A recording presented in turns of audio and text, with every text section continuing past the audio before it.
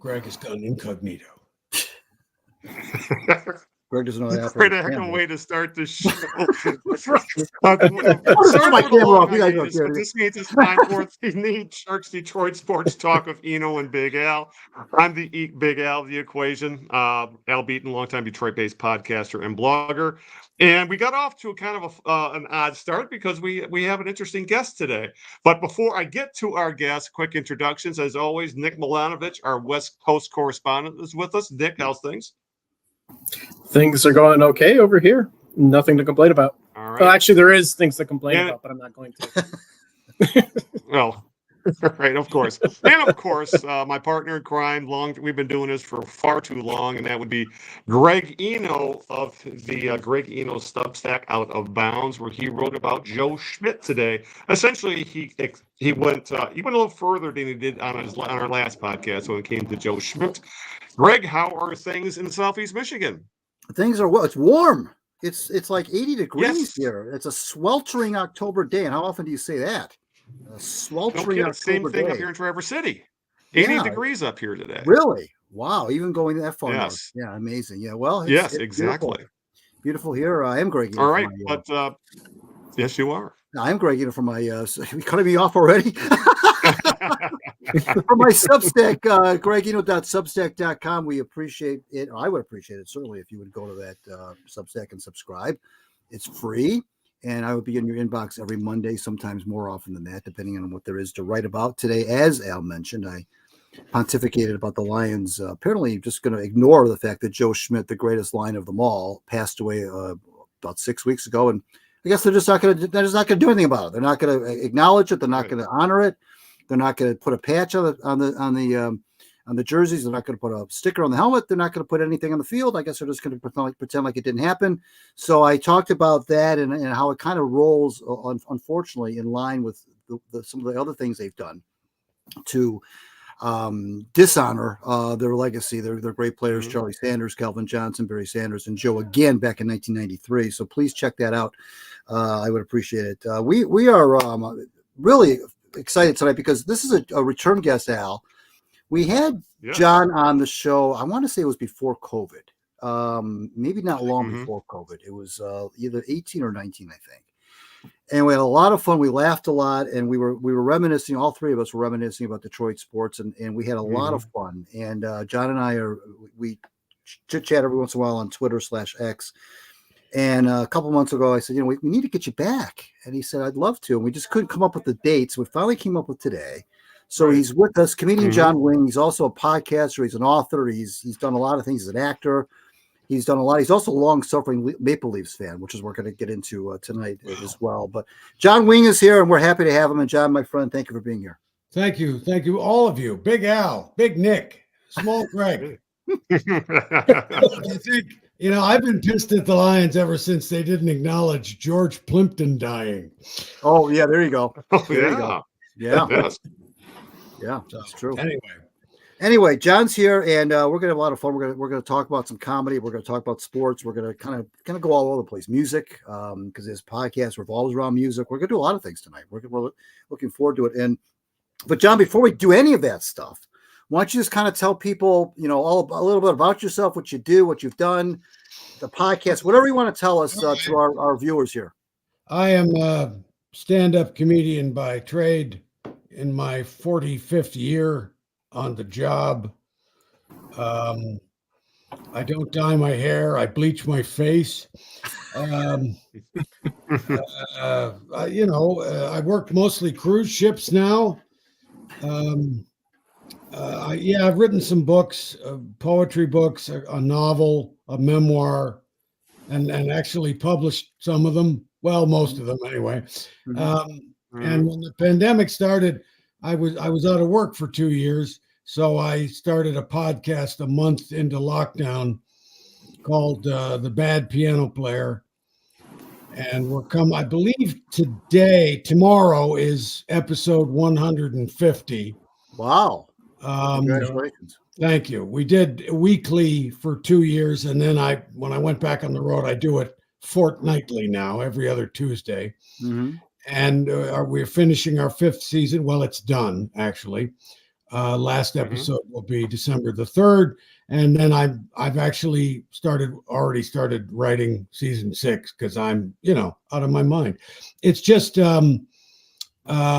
music. Like season 6 begins with Oscar losers of the 1940s.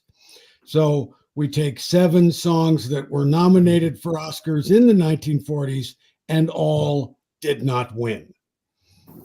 Like that. And I feature composers, lyricists, periods of time, Broadway, whatever you want, the American songbook, more or less. Would you consider yourself a music historian? Is that where this idea came from? I collect sheet music. I'm a really fanatical collector of things, books, although not so much anymore. Now it's mostly music.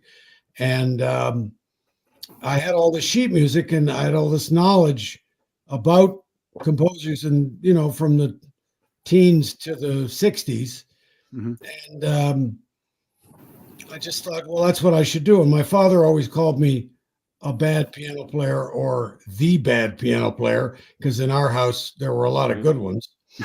And so I called it the bad piano player, and I'm him, and I'm also the mediocre singer. And we perform the songs and tell you about them, give you a little history of the song and the period. So that's all. Nice. That's interesting. What is do you have a target demographic for that, or is this just something? Niche cat ladies, elderly shut-ins.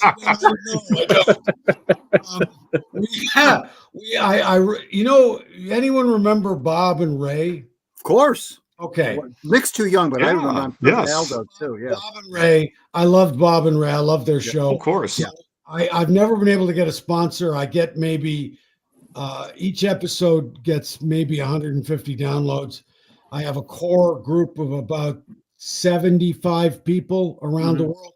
Been downloaded in like 100 and some countries. It's amazing how many where the reach is. But I write my own commercials, make up the products. Each week we're sponsored by a product and a union. I forget. I make up the union too. Usually, the International Union of Night School Teachers Assistants, like that. Right. So each show starts the same. I have a sound recordist who's almost always a woman, and she changes every episode. And I have to tell you why the girl who was here last time couldn't be here, which we do. And I have a statistician who is an unemployed actor named Elroy, who essentially stares at his phone the entire show. And occasionally, like, do you remember Clyde Crash Cup? Okay. That was a Detroit. Of course. Kid. Well, essentially, Elroy is Leonardo, who whispers in my ear, and I say, "Oh, right, thanks, Elroy." Yes. Yeah. And we just talk about music, and sometimes we talk about it technically, and sometimes we talk about it historically, and that's all. I just want it to be like a radio show from a piano bar. No, I like that. I like that idea. And by the way, folks that may not may be too young to know Bob and Ray should know that the great Chris Elliott, who younger people should know, is the son of Bob Elliott of Bob and Ray. And I remember Bob Elliott, the late Bob Elliott by now. Bob and Chris wrote a book, John. I don't know if you remember this. They wrote a book together, and I can't remember what it was called.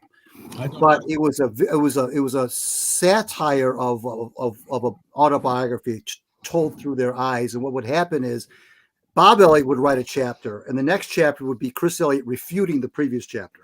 Right. That was a brilliant idea. You can still find Bob and Ray books in secondhand bookstores and with their sketches in them, and their sketches are incredibly funny. Yeah. To this day, they're incredibly funny.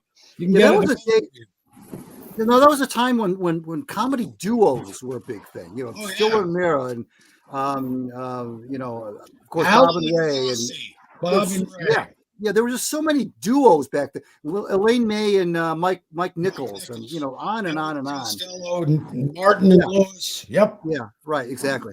Well, we're glad to have you. So it's called the podcast is called The Bad Piano Player. I'm sure you can get it wherever podcasts are sold. Yes, you can. Yeah. Available in fine worm shops everywhere. That's right. So you're here though also because I thought it'd be kind of fun to talk about. I look at the Maple Leafs fan base and the Red Wings fan base is similar in a way, but without the Stanley Cups. Yeah, exactly. Now we know though here in Detroit we all know that there was a 42-year gap between the 55 Cup and the 97 Cup. Leafs, that was 42 years. Leafs now 42 years, which is dwarfed, but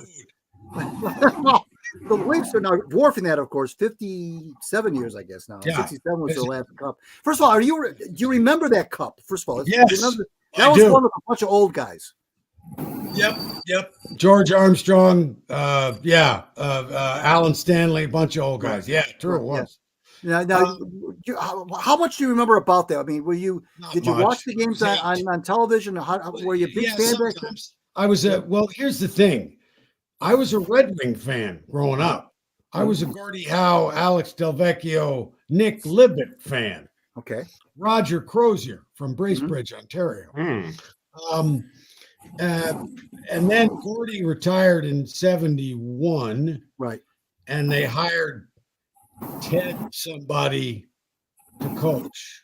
Was it Ted somebody? Anyway. Well, there was Ted Garvin who was in there for a little Garvin, maybe. Yeah. Anyway, the Red Wings went for a big dump for the entire decade of the 70s.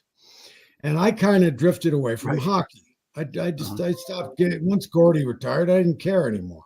Right. And then I moved to Toronto in 1980.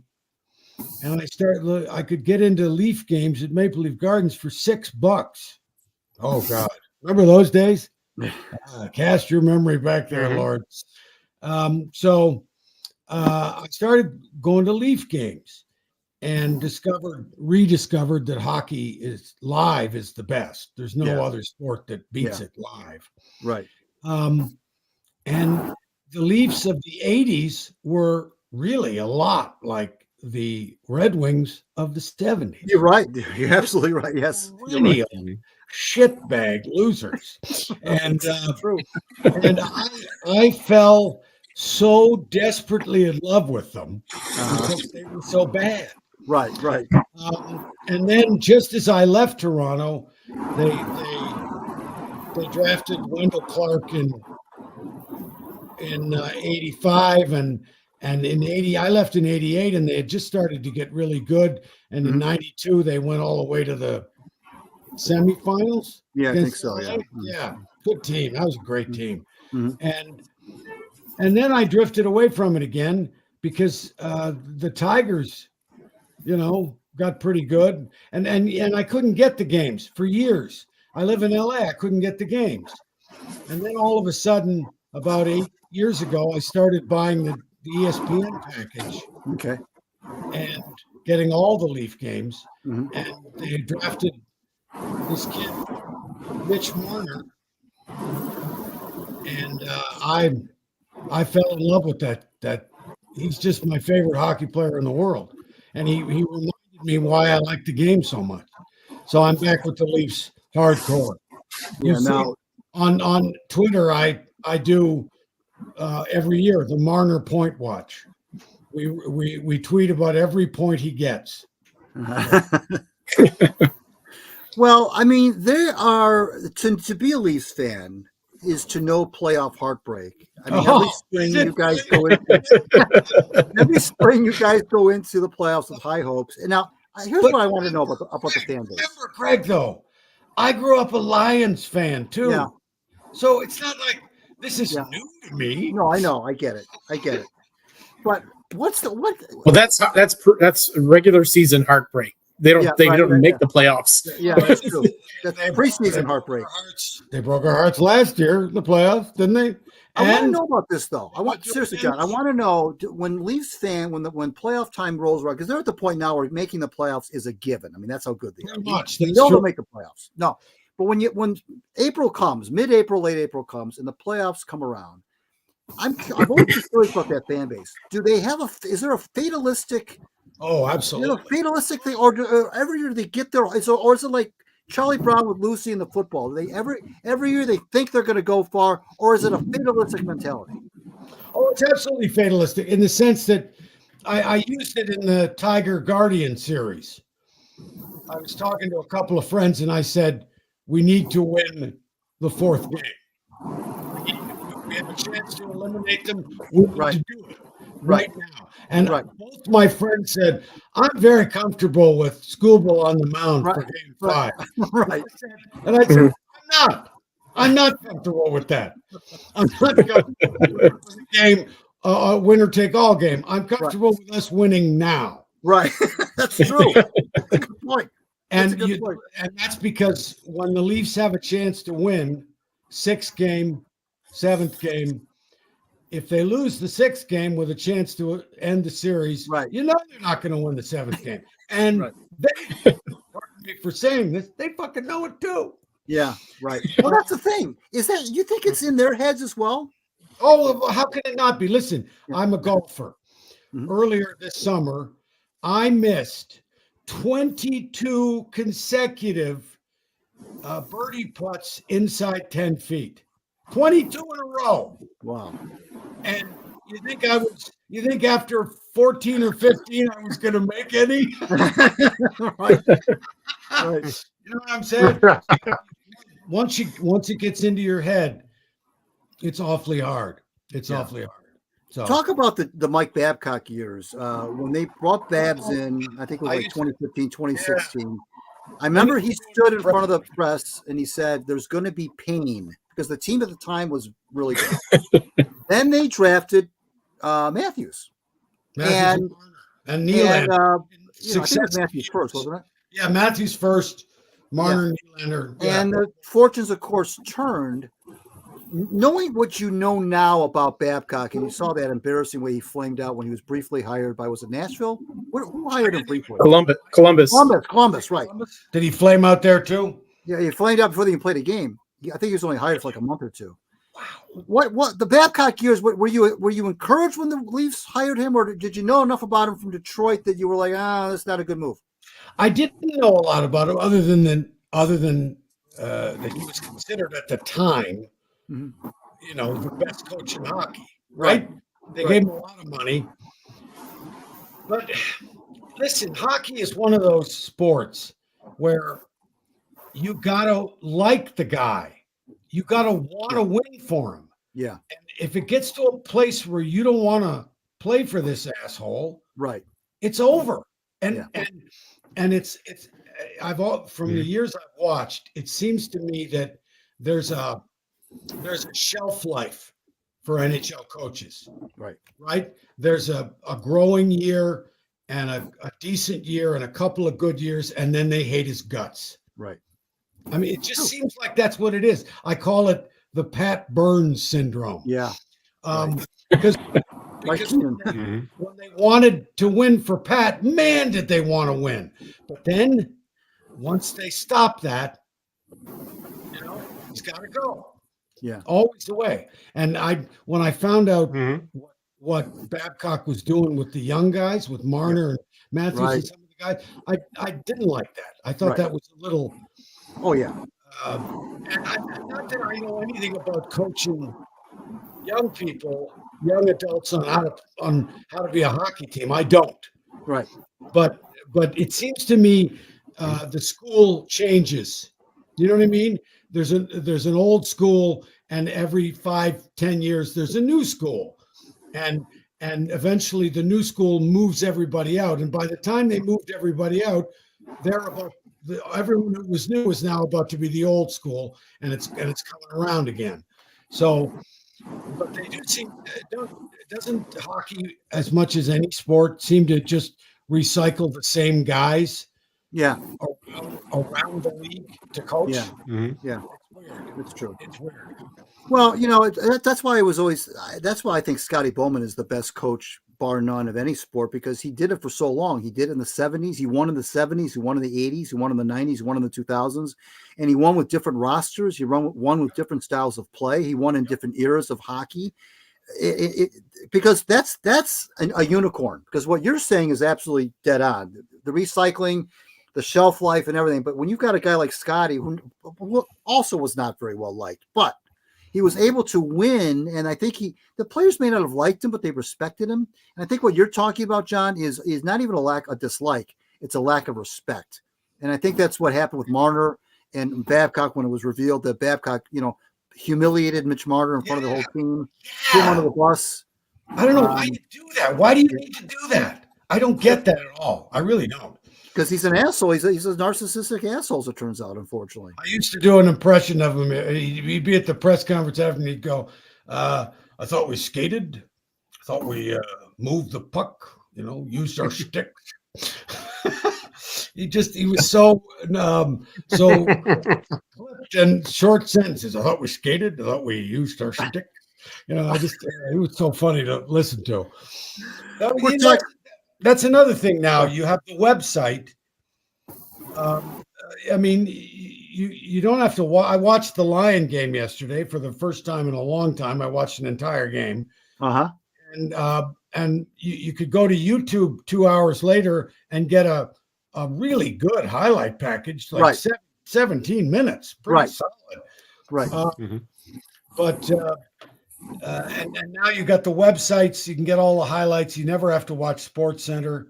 Sports has really changed. The internet really changed it in a lot of small ways that became very large in the long term. Yeah, it's funny you say that, because I wrote an article about maybe a month ago now about Monday Night Football with the old halftime highlight show with Howard Cosell. Oh yeah, and that, to me, I called that the first real highlights package that the NFL ever had. And, that was the precursor, of course, to anything you see now on the internet, or even what you saw on ESPN back in the 80s and 90s, when Chris Berman would run through the whole league in like 15 minutes. Cosell would get through the whole league in about 8 to 10 minutes at halftime. And halftime highlights was you always wanted your team to be featured on halftime highlights, because that was like the pinnacle of being, Monday Night Football and halftime highlights, and my team gets its 45 seconds on, with the slow motion NFL film stuff there, and it was a big deal, But you're right, the way that sports is disseminated now, for sure, is different. We're talking with John Wing, comedian, and all sorts of things: writer, songwriter, actor, podcaster, the whole nine yards. Let's bring Big Al in. What you got for John Wing? Well, we might as well stay in the Maple Leafs thing. What's really something, when the playoffs roll around, and you see every other NHL fan base rooting to see the Maple Leafs not get out of the first round, and for a very long time that was true. As a Leafs fan, what is that torture like? Well, we enjoy it. Like Wings fans, they missed again. Hell yeah, that's awesome. But let me tell you a quick story of sports in my life. My grandfather saw Ty Cobb play. My dad saw Hank Greenberg and Charlie Gehringer play. My dad went to a Tiger game once in the 40s or 50s. And he went with a friend. And the friend said, "We're going to win. We always win when I go." And my dad said, they never win when I go. And the game went 18 innings, and it was called on account of darkness a zip tie. So this is the legacy that I deal with in sports. So having a fatalistic attitude is not a problem for me, and it doesn't bother me what other fan bases think. I have my best friend in comedy is an Edmonton Oilers fan, and do you think he gives me shit year round about this? Yes, he does. And especially since we traded away Zach Hyman to Edmonton, and it's Zach Hyman is like Bill Russell. Remember Bill Russell? could not shoot, but he could get the ball. Mm-hmm. He could get the ball Mm-hmm. for you. Great defensive player. And Zach Hyman is not a great goal scorer, but he can get the puck for you. And to get rid of a guy like that, because he was going to cost you extra money, seemed insane to me. But I'm not an analyst. So I know in the playoffs, I expect them to lose, because to expect them to win is to add to my personal heartbreak. So if I expect them to lose, then they're going to lose, and I'm not going to be any more disappointed than I normally am. They did win. They did happen to win a series 2 years ago, and then ran into they seem to run into hot goalies. They ran into one, Shesterkin, the other night. Couldn't get it by him. Drove you nuts. Some nights they just can't score. And during the playoffs, because it's a much tighter game, right? They run into a hot goalie and they're just screwed. It's weird. But, it's 2 seasons. They've never figured out the second season. They need someone. They need someone to figure that out. They need to rest. Once they make the playoffs, they need to rest the goalie who's going to play. They need 1 year Curtis Joseph got injured back in the 80s or 90s. In like January, Joseph got injured and he was out for 2 months. And I thought, perfect, he'll be fresh for the playoffs. And he was. And they went a long way. So you just don't know. But I'm resigned. I'm 65, and I don't think I'll see them win a cup. Well, we used to think that about the Red Wings, and they won 4 in a relatively short period of time. So there is hope. But they got a new coach. You got Craig Berube. I thought it was hilarious that when they fired Sheldon Keefe immediately, within a week, got hired by the Devils, and I didn't understand it, because I thought, well, what did the Devils see in Sheldon Keefe? What do the Devils think Sheldon Keefe's going to be able to do for them with that roster that he was not able to do with a much better roster in Toronto? Now, the Devils are off to a pretty good start. That's true. But now they've got Berube. Did you see that coming, that Keefe was on his last Oh, yeah. right there?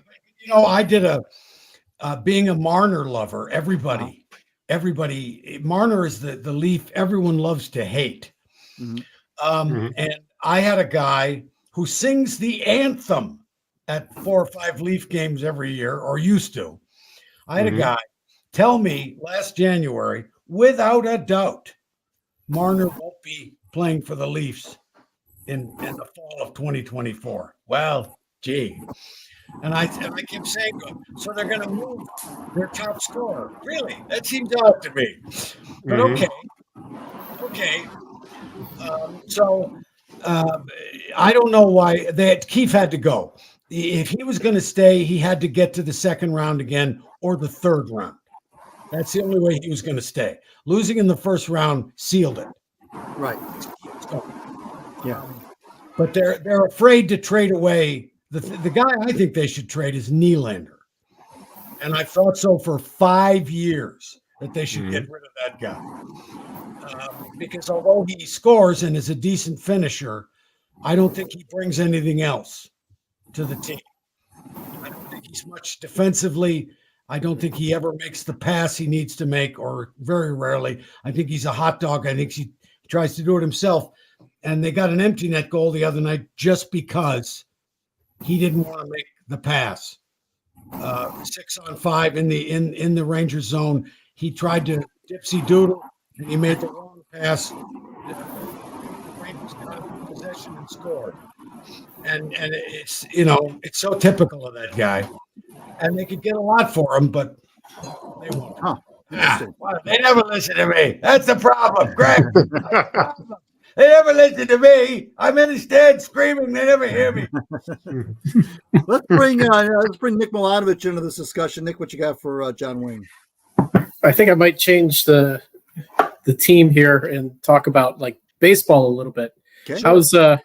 What's for the Toronto Blue Jays? Well, okay. I grew up in Sarnia, so half the town switched to the Blue Jays in the 70s, but the rest of us stayed with the Tigers.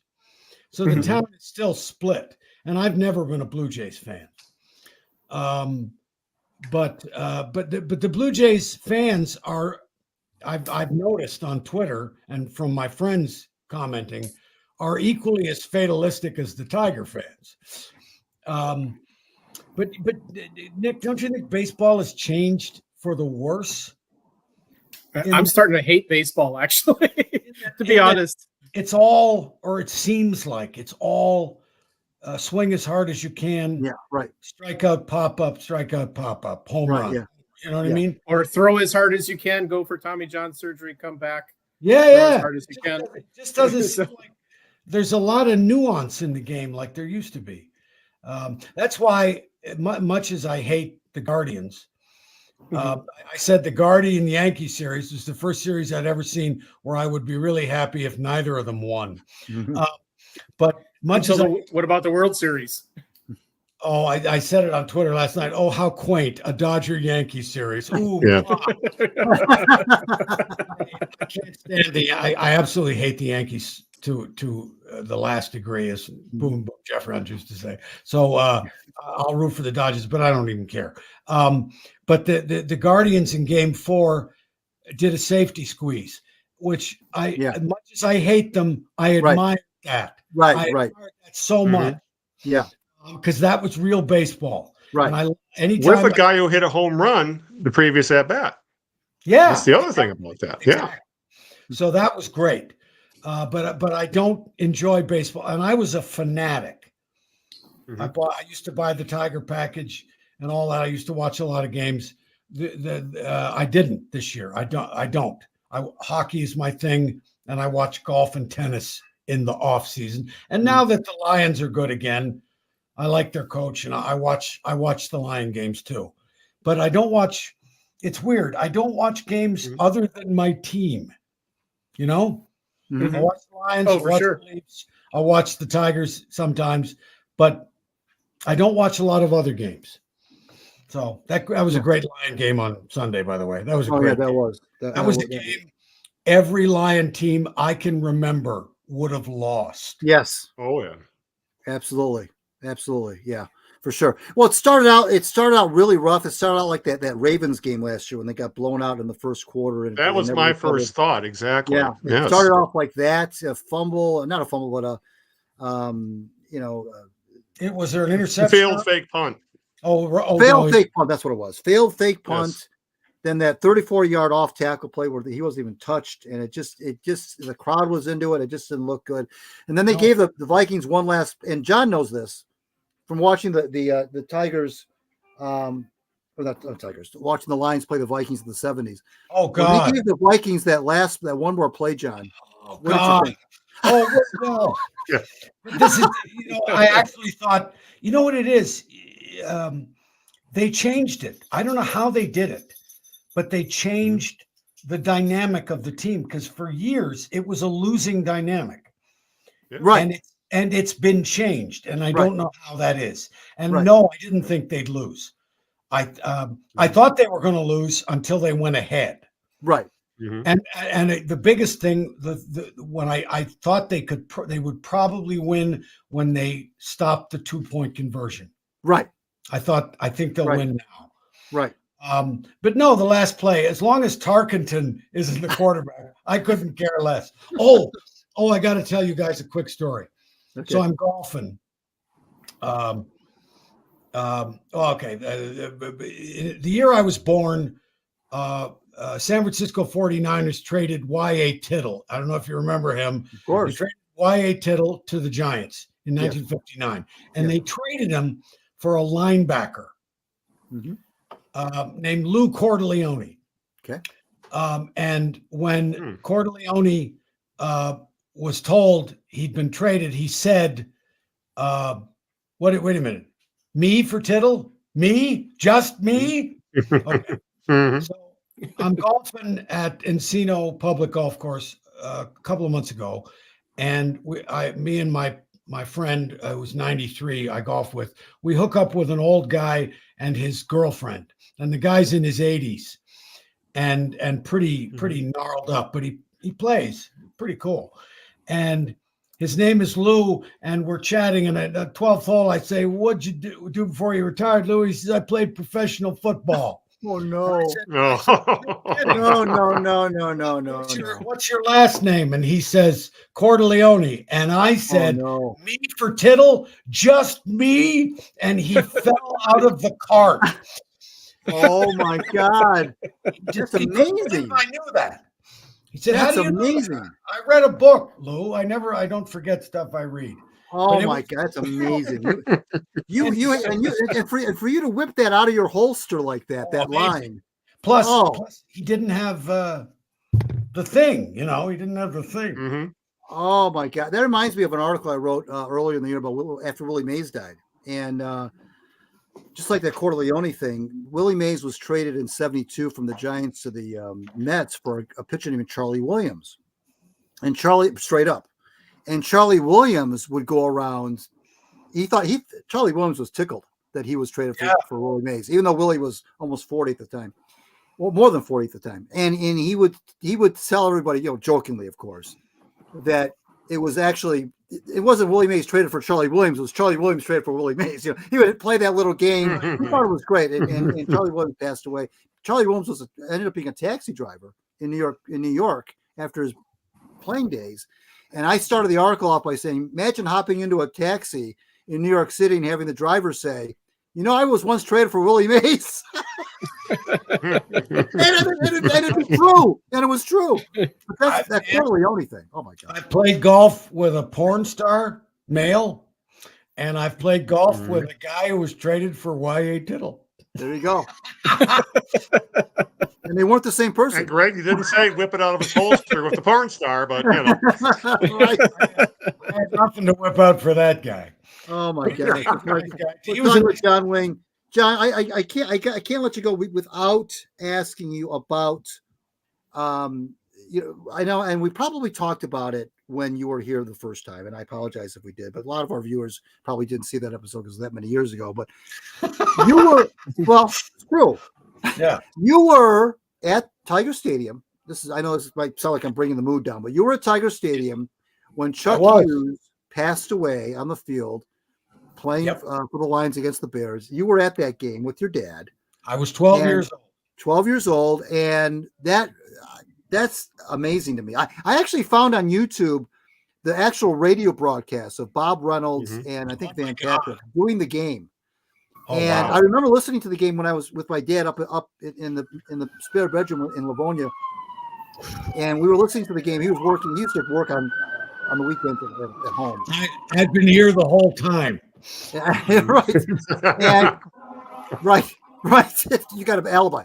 So we're upstairs listening to the game on the radio, and I remember to this day Bob Reynolds, very somber voice, saying, "I don't like this. I don't like this." Okay.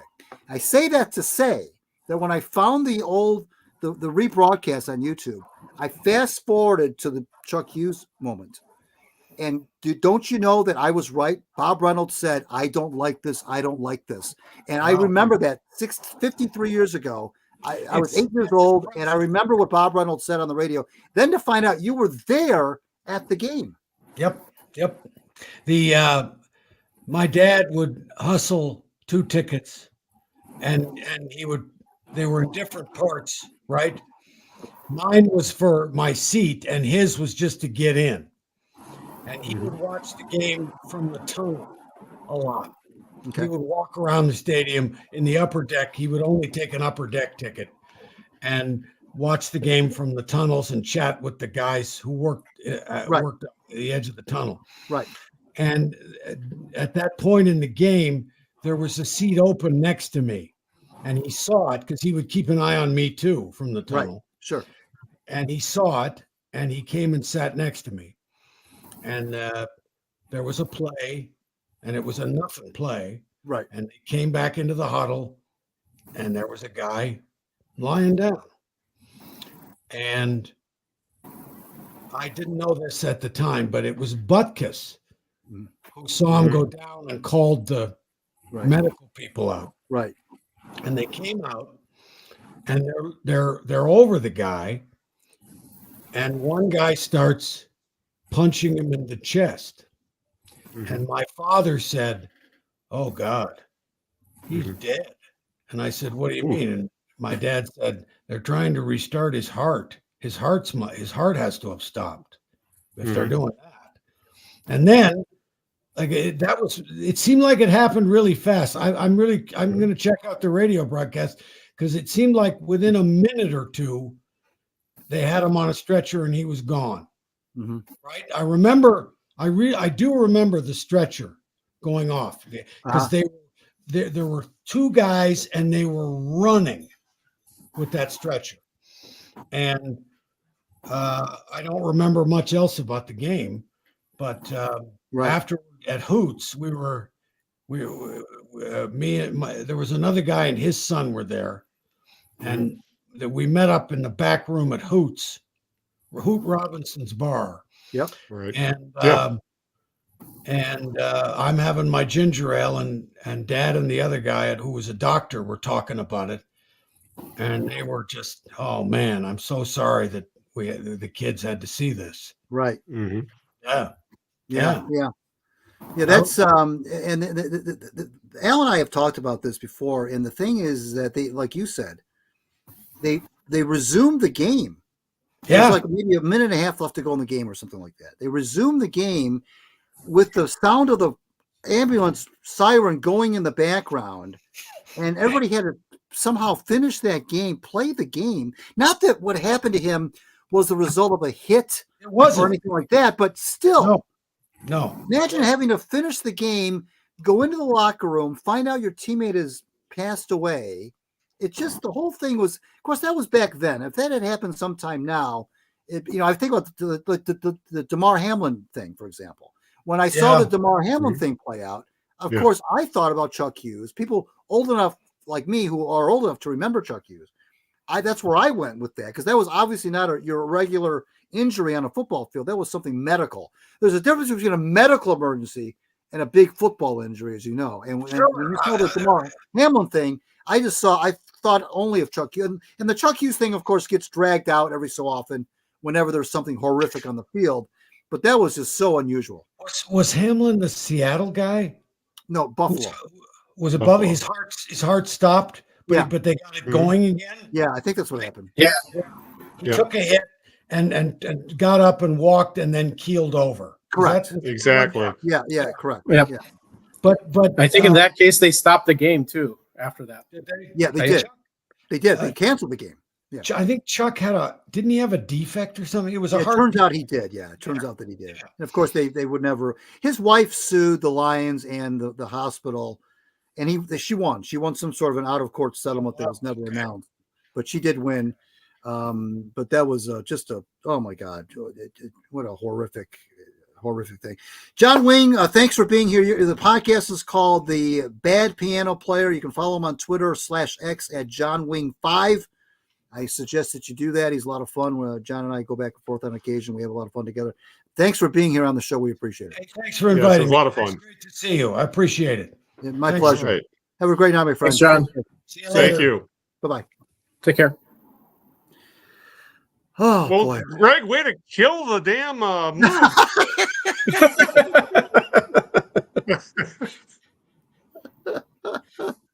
Talk about how you saw dead people. Oh, my goodness. Anyway, let's get John. That was a lot of fun talking to John. Like I said, all the links to his podcast and some of the other things he's done, you will find on our show notes. So with that, Greg, before we move on to less dour topics, let's get to your birthday game. Okay. Right. Well, if we have, first of all, we should say that if we didn't already say that Al's got a whole plate of things to talk about. Yes. Lions are in there. Tigers are in there.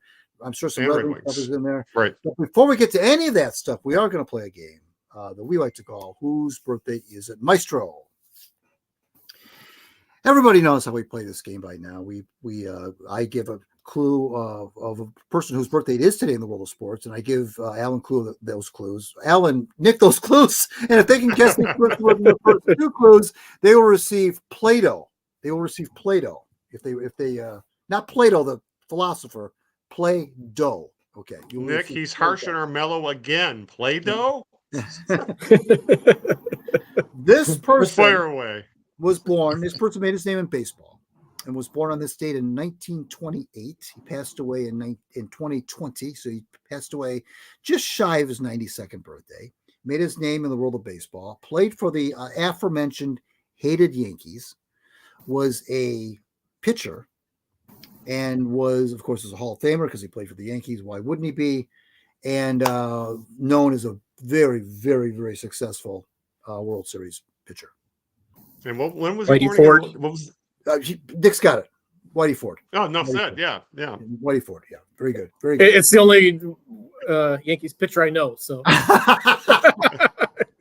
you were going to get that answer no matter what. No matter what it was. Yes, yeah. Okay. Whitey was born on this day in 1928. He has the most wins. Does he still have the most wins for most World Series wins? I think he does. I think he still holds the record for most World Series wins.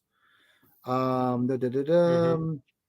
I think he does. He was a great World Series performer. Of course, he was always in the World Series with the Yankees.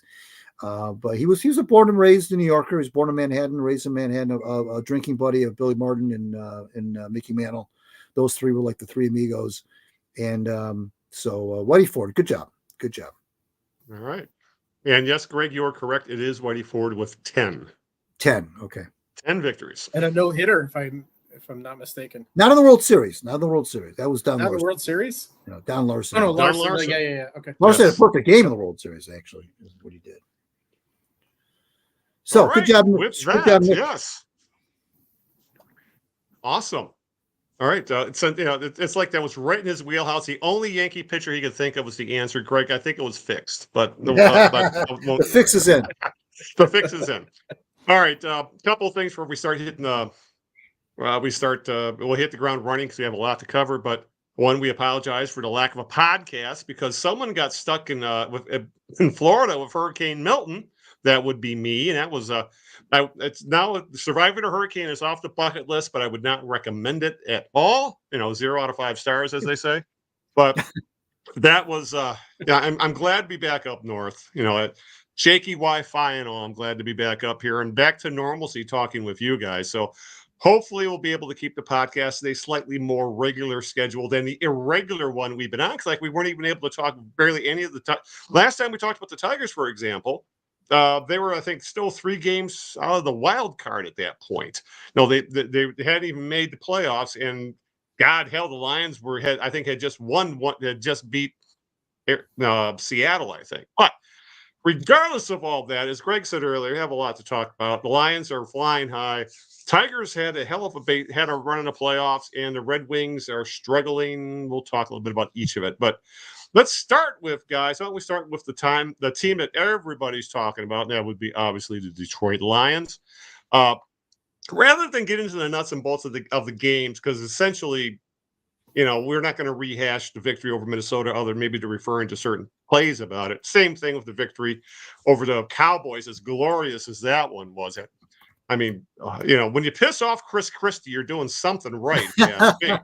So, but big picture stuff, because there's a lot of big picture stuff with the Lions right now. That's essentially where they stand. I guess the first thing we'll start out was the elephant in the room, that the one fear that's in the back of everybody's mind in regard to the defense, and that is the loss of defensive end. Essentially, he was likely trending towards Defensive Player of the Year, Aiden Hutchenson, who's been he's out for the rest of the season. Most likely, there's been some talk he could come back with the Super Bowl, but I wouldn't bet on it. But due to a broken fibia that looked hella worse when it happened against the Cowboys. This comes on top of losing edge Marcus Davenport for the season, I believe, who a torn pec.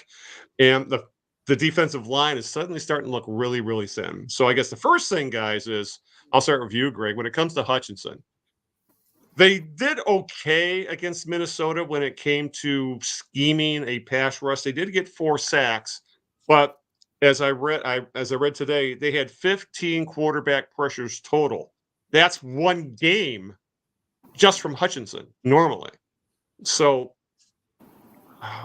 what do the Lions go all in? Do they maybe try to find a guy who they could just might not cost them as much in draft capital, but might not be as good? The issue is, Greg, you can't find a plug and play guy other than Max Crosby, and he ain't coming. So, what's the Lions do? Well, the NFL, maybe more than any other of the four major team sports, to me, unless you're a unicorn team like the Chiefs, who are good every single year, but that is so rare. The window, even with the team as young and as dynamic as the Lions are, it seems like the window of opportunity to win the whole thing in pro football is so narrow. First of all, very few teams even have that window. They may not even know they're in that window, because a lot of times teams kind of bob to the surface, and before you know it, they find themselves in the Super Bowl.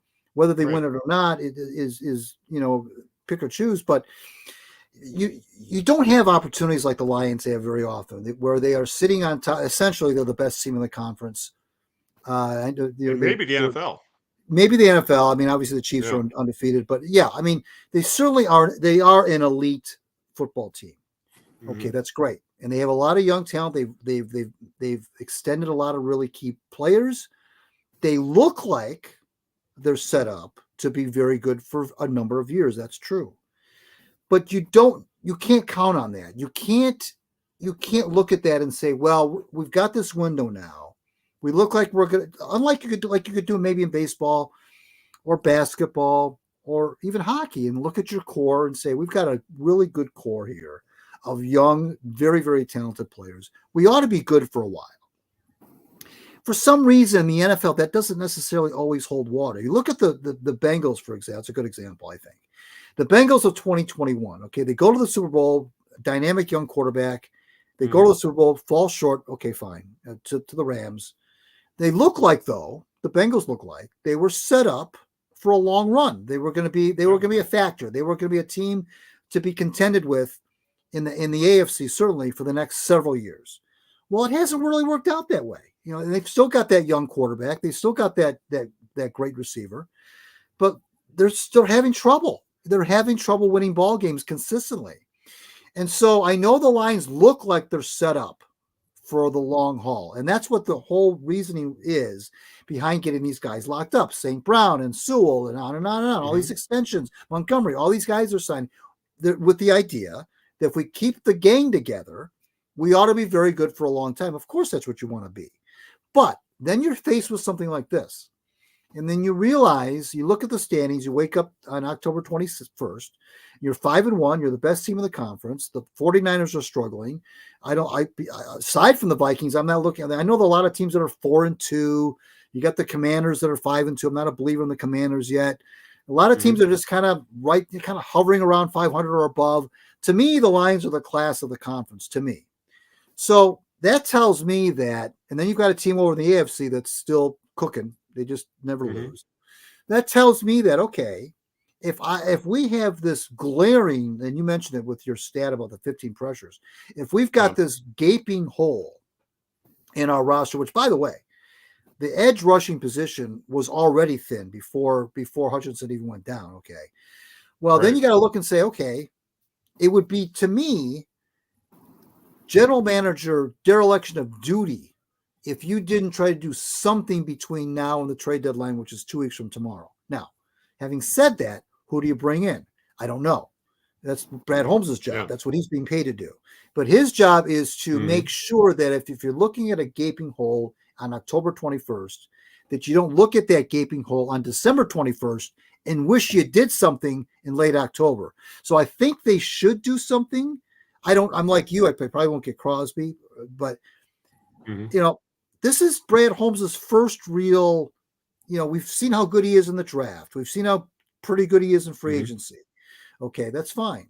This is the first time where he's been kind of forced to do something during the season that everybody in pro football is expecting him to do.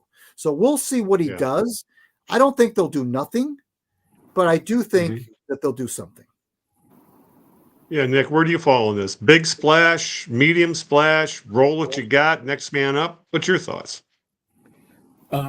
I think Brad Holmes will do something. I don't know Mhm. how big of a splash it would be. I mean, like hearing from fans talking about the biggest names in football for trading for Crosby, trading for a couple other guys, or trying to acquire a bunch of other guys. So it sounds all sexy, and probably the logic is, okay, well, the Lions are an up and coming team. Of course, one of these elite defenders will want to join the Lions or want to be asked to be traded to the Lions. I know that Brad Holmes has said, we're also looking at fit. Do they fit in with the chemistry? We don't want to disrupt the chemistry of this team. So he's not just going to go and get somebody just to get somebody, but I think he probably does need people. And at this point, I have no reason not to trust he's going to make a smart move, regardless of what it is. I don't think it's going to necessarily be a big splash, but it'll be somebody solid that's worth, say, taking a risk on or trading for.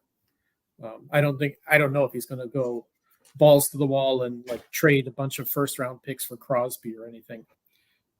I know fans are willing to do that, but they're not the GM either. So who cares? So I do think they need to. It's hard to replace a guy like Hutchenson. He was playing out of his mind, and it's can you even get anywhere close to his effectiveness? It's going to be hard. Yeah. So. Yeah, well, one option out there is may not just be an edge, though. They also lost Derek Barnes, who was like probably their second or third best pass rusher behind Aiden Hutchenson, and he's out for the year with a knee injury. Maybe, Greg, that's an easier position to fill. I believe the Sam linebacker position. Well, yeah. They're going to have to do right now. They try to do. They're going to have to do until something happens. They're going to have to do pass rushing by committee, I guess. And that's what happened yesterday. They got 4 sacks from 4 different players. Right. But it didn't feel like they got 4 sacks. If that makes any sense. And one was literally at the end of the game on the Hail Mary. Yeah, I mean, there's one thing. It's one thing to get sacks, and you're going to get sacks. Even the crappiest pass rushing teams are going to get an occasional sack. I'm more latching onto the stat you brought up about the pressures. To me, that's where the rubber hits the road. Are you getting pressures on the? There were too many times where Sam Darnold was not pressured, and like any other competent NFL quarterback, he's going to complete passes when you're not giving him, not putting pressure on him. But yeah, like I say, the really the front 7, really the front 4. I mean, you throw Barnes in there too. That always was a position because of injury, of lack of depth, because they've been hit so hard with injury, and then and then Pascal went down a couple times during the course of that game. Your heart went in your throat because if he goes down, now you're really who's going to play edge at that point? Yeah, right. So, but I thought they did a pretty good job of containing Justin Jefferson, even though he did have the touchdown pass, he didn't kill them with some sort of a crooked number game. Yeah, and he didn't. I don't think he had a catch after that at halfway to the third quarter. Which he didn't go off for like 14 catches and 200 yards like the 2 games last year. Yeah, I think they've gotten better on the back end. But again, these kinds of opportunities when you are, to me, clearly the best team in the conference, and you have a gaping weakness that even an armchair GM like we can identify, then you've got and Brad Holmes, thank goodness the Lions do have somebody competent that I think every Lions fan is pretty much confident, like to what Nick was saying, that Brad will do is that they're in capable hands. They'll do something. I think the only thing you're not going to sell the fan base on is doing nothing. Yeah. Let me add one more thing in there. I was thinking about please do. Let's remember, like, we're conditioned to think about the Lions as an SOL, right? Team. And in those years, if they find a semi-competent football player, fans are desperate to hold on to that person, make sure he's healthy and playing every time. and they were never a complete team. They may have had like one really good player on defense or offense. Now is a little different too. And Al, maybe it's kind of I'm sort of supporting your point. Maybe they try some other tactic instead of just replacing one end with another. They're a more complete team overall. Yeah. So maybe they try a different strategy to compensate for what they lost when Hutchinson went down. It could very well be that. Like, why not? Who the hell cares how you win as long as you win in the end? And so that's what's kind of different about them. So if they don't just kind of hurry and scramble to replace Hutchinson with, in a trade or some kind of like some old free agent or whatever they do, they could just reconfigure their strategy for their current squad too. So and I know also, Nick, when we were kind of group texting during the end of that Cowboys game, that we kind of thought up that maybe this just galvanizes the entire team. That this might be that that one point in the season where that's the spot where that really makes the line. Maybe that's what the emotional boost that sends them to the next level.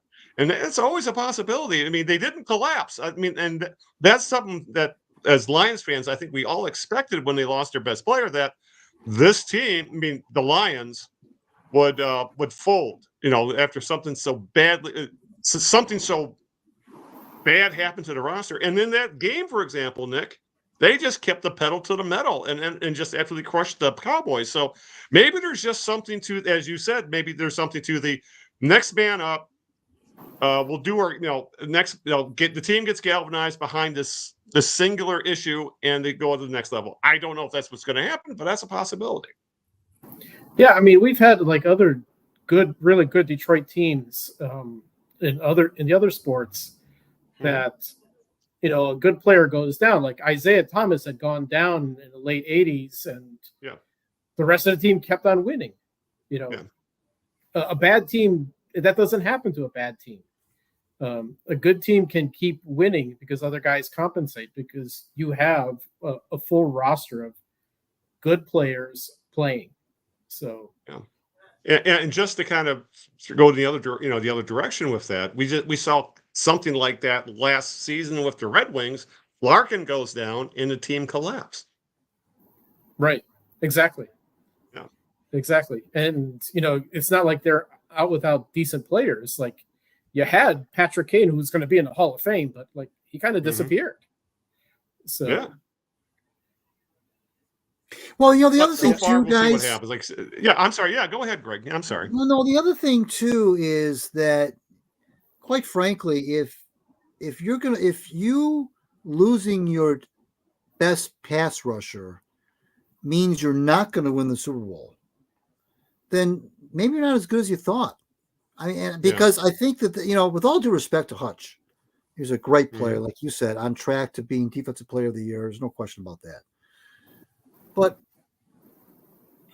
who's more important?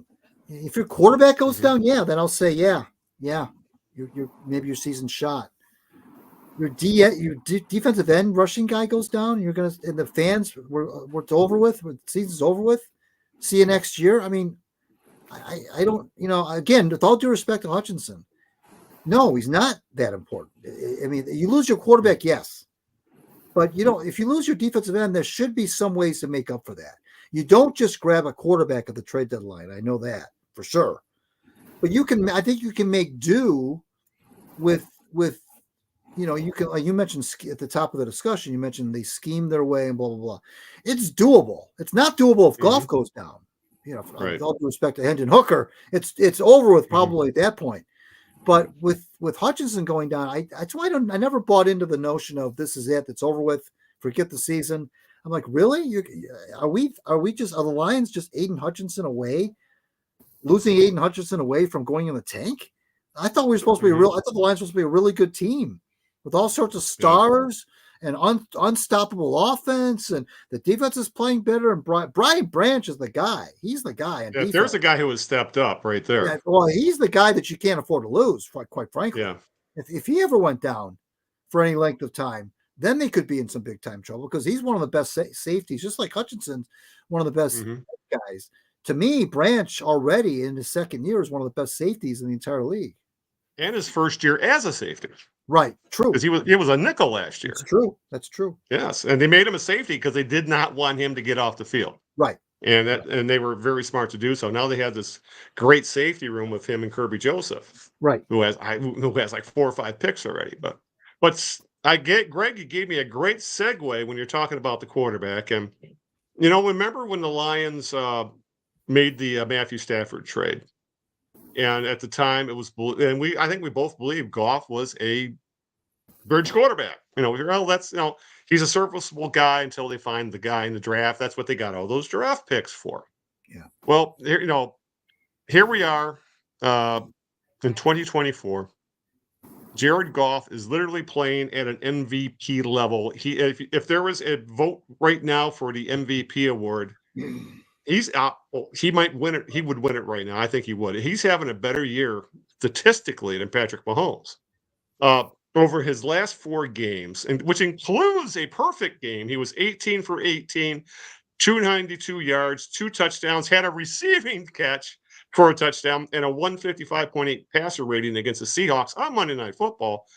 Goff has been playing out of his mind, and he has been playing as good a football as we've ever seen, and probably the best football at quarterback we've ever seen in Detroit in our lifetimes. He's in the last 4 games, 83.5% completion percentage, 1,086 passing yards, 9 TD passes, a 144.8 passer rating. I think there's only been like 4 guys who have done it over a 4-game stretch, and that's the Lions winning 4 games. They won all 4 games. This is really that there isn't a more compelling redemption story, Greg, in the NFL than the reclamation project of Jared Goff, who was literally a throw-in on a trade just to make the salaries match, to the point now where he is, even though there's people out there that still aren't buying into it, I find that ridiculous. Jared Goff is a legit MVP candidate and could very easily win the MVP this year. He's not going to play at the level he's playing right now. But if he continues to play well and the Lions continue to play they have been, and the MVP award is essentially the quarterback on the best team, the Lions may have their first MVP since Barry Sanders. Yeah, they could.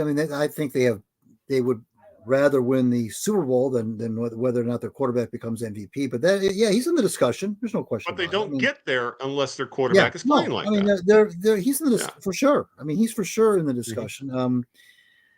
I don't know. Look back on it now. This is Goff's 4th season with the Lions, and you're trying to look back to the time that you're talking about when everybody was having those kinds of discussions. We had those kind of discussions on this program.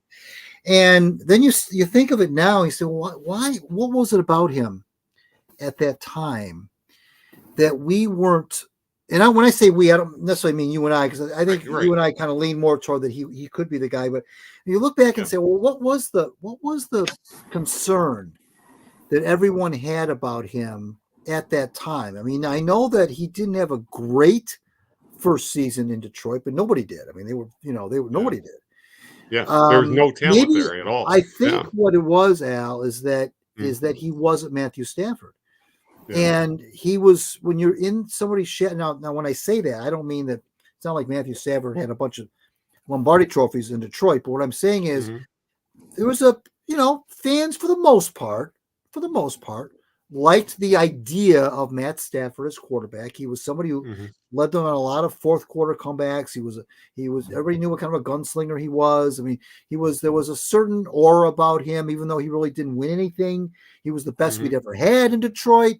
And I know that doesn't say much, but that he was, and he was here for so long. And then here comes this kid Goff, who from a distance, we all saw what was happening between he and McVay in LA.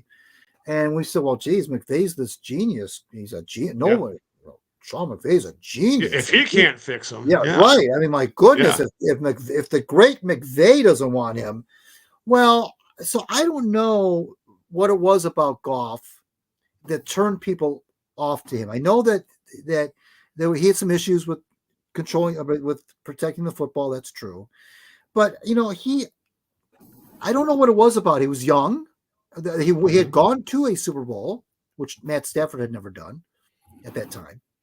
I don't know what it was about Goff that people just for some reason. I would add this though, Greg. He's not mobile. That's what. If you don't have a mobile quarterback, you can't win. At least that's the true. Conventional wisdom. Absolutely true.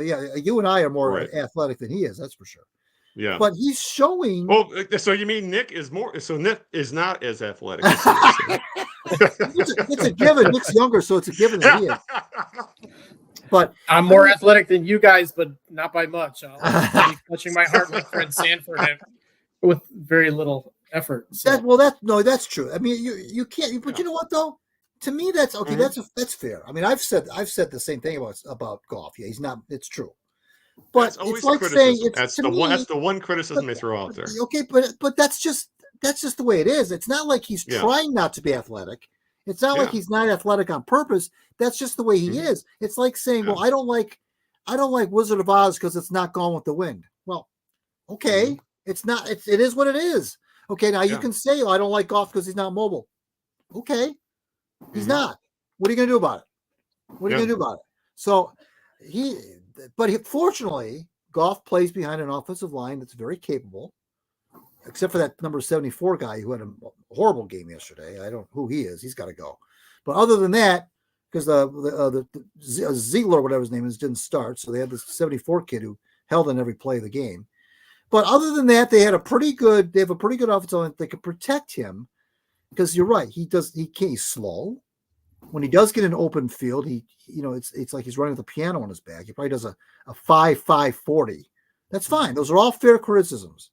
But when it comes to just quarterbacking, good old fashioned quarterbacking, like Bobby Lane would say, he is pretty damn good.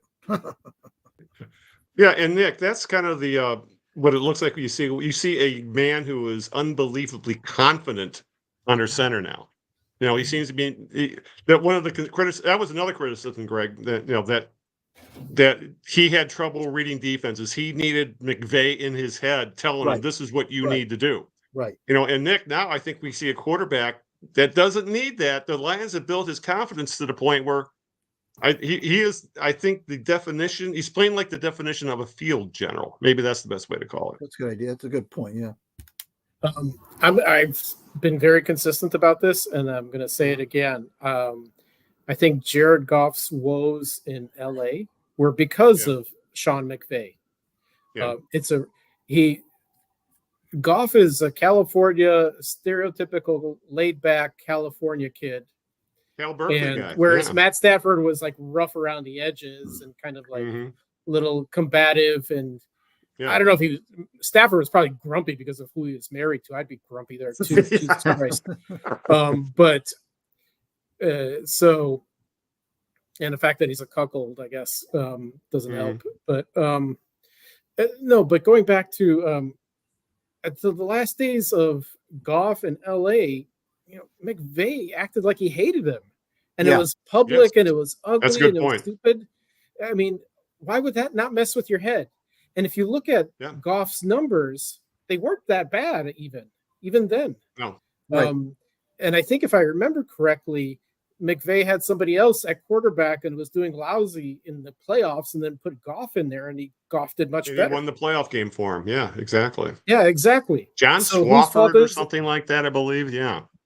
Yeah, like I wouldn't be able to name him to save my life, but so it's hard to like be focused and be like in that kind of environment when you're in a public. Your coach is dissing you in public. McVay's a jerk. He's not as much of a genius as he thinks he is, I don't think. But that's my opinion. But so Goff comes then, and I don't think he was just a throw-in. I think Brad Holmes knew what he had. Holmes was in L.A. when they drafted him. And, Holmes and together with Dan Campbell set a certain tone and culture for the club. And Goff was going to be part of it. They never backed down from that. They never backed down and called him a bridge quarterback.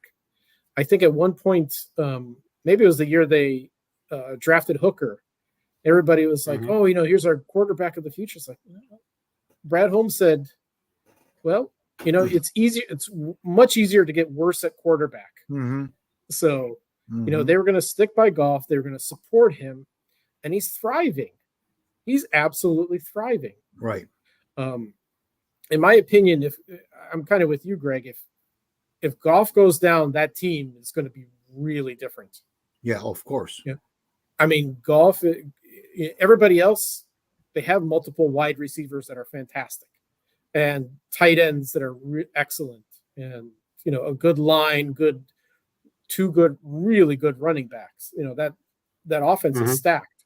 So that if one person goes down, they're not cutting their throats. But if Goff goes down, it's hard to play as well as Goff is playing. There are only a few quarterbacks I think that can do it.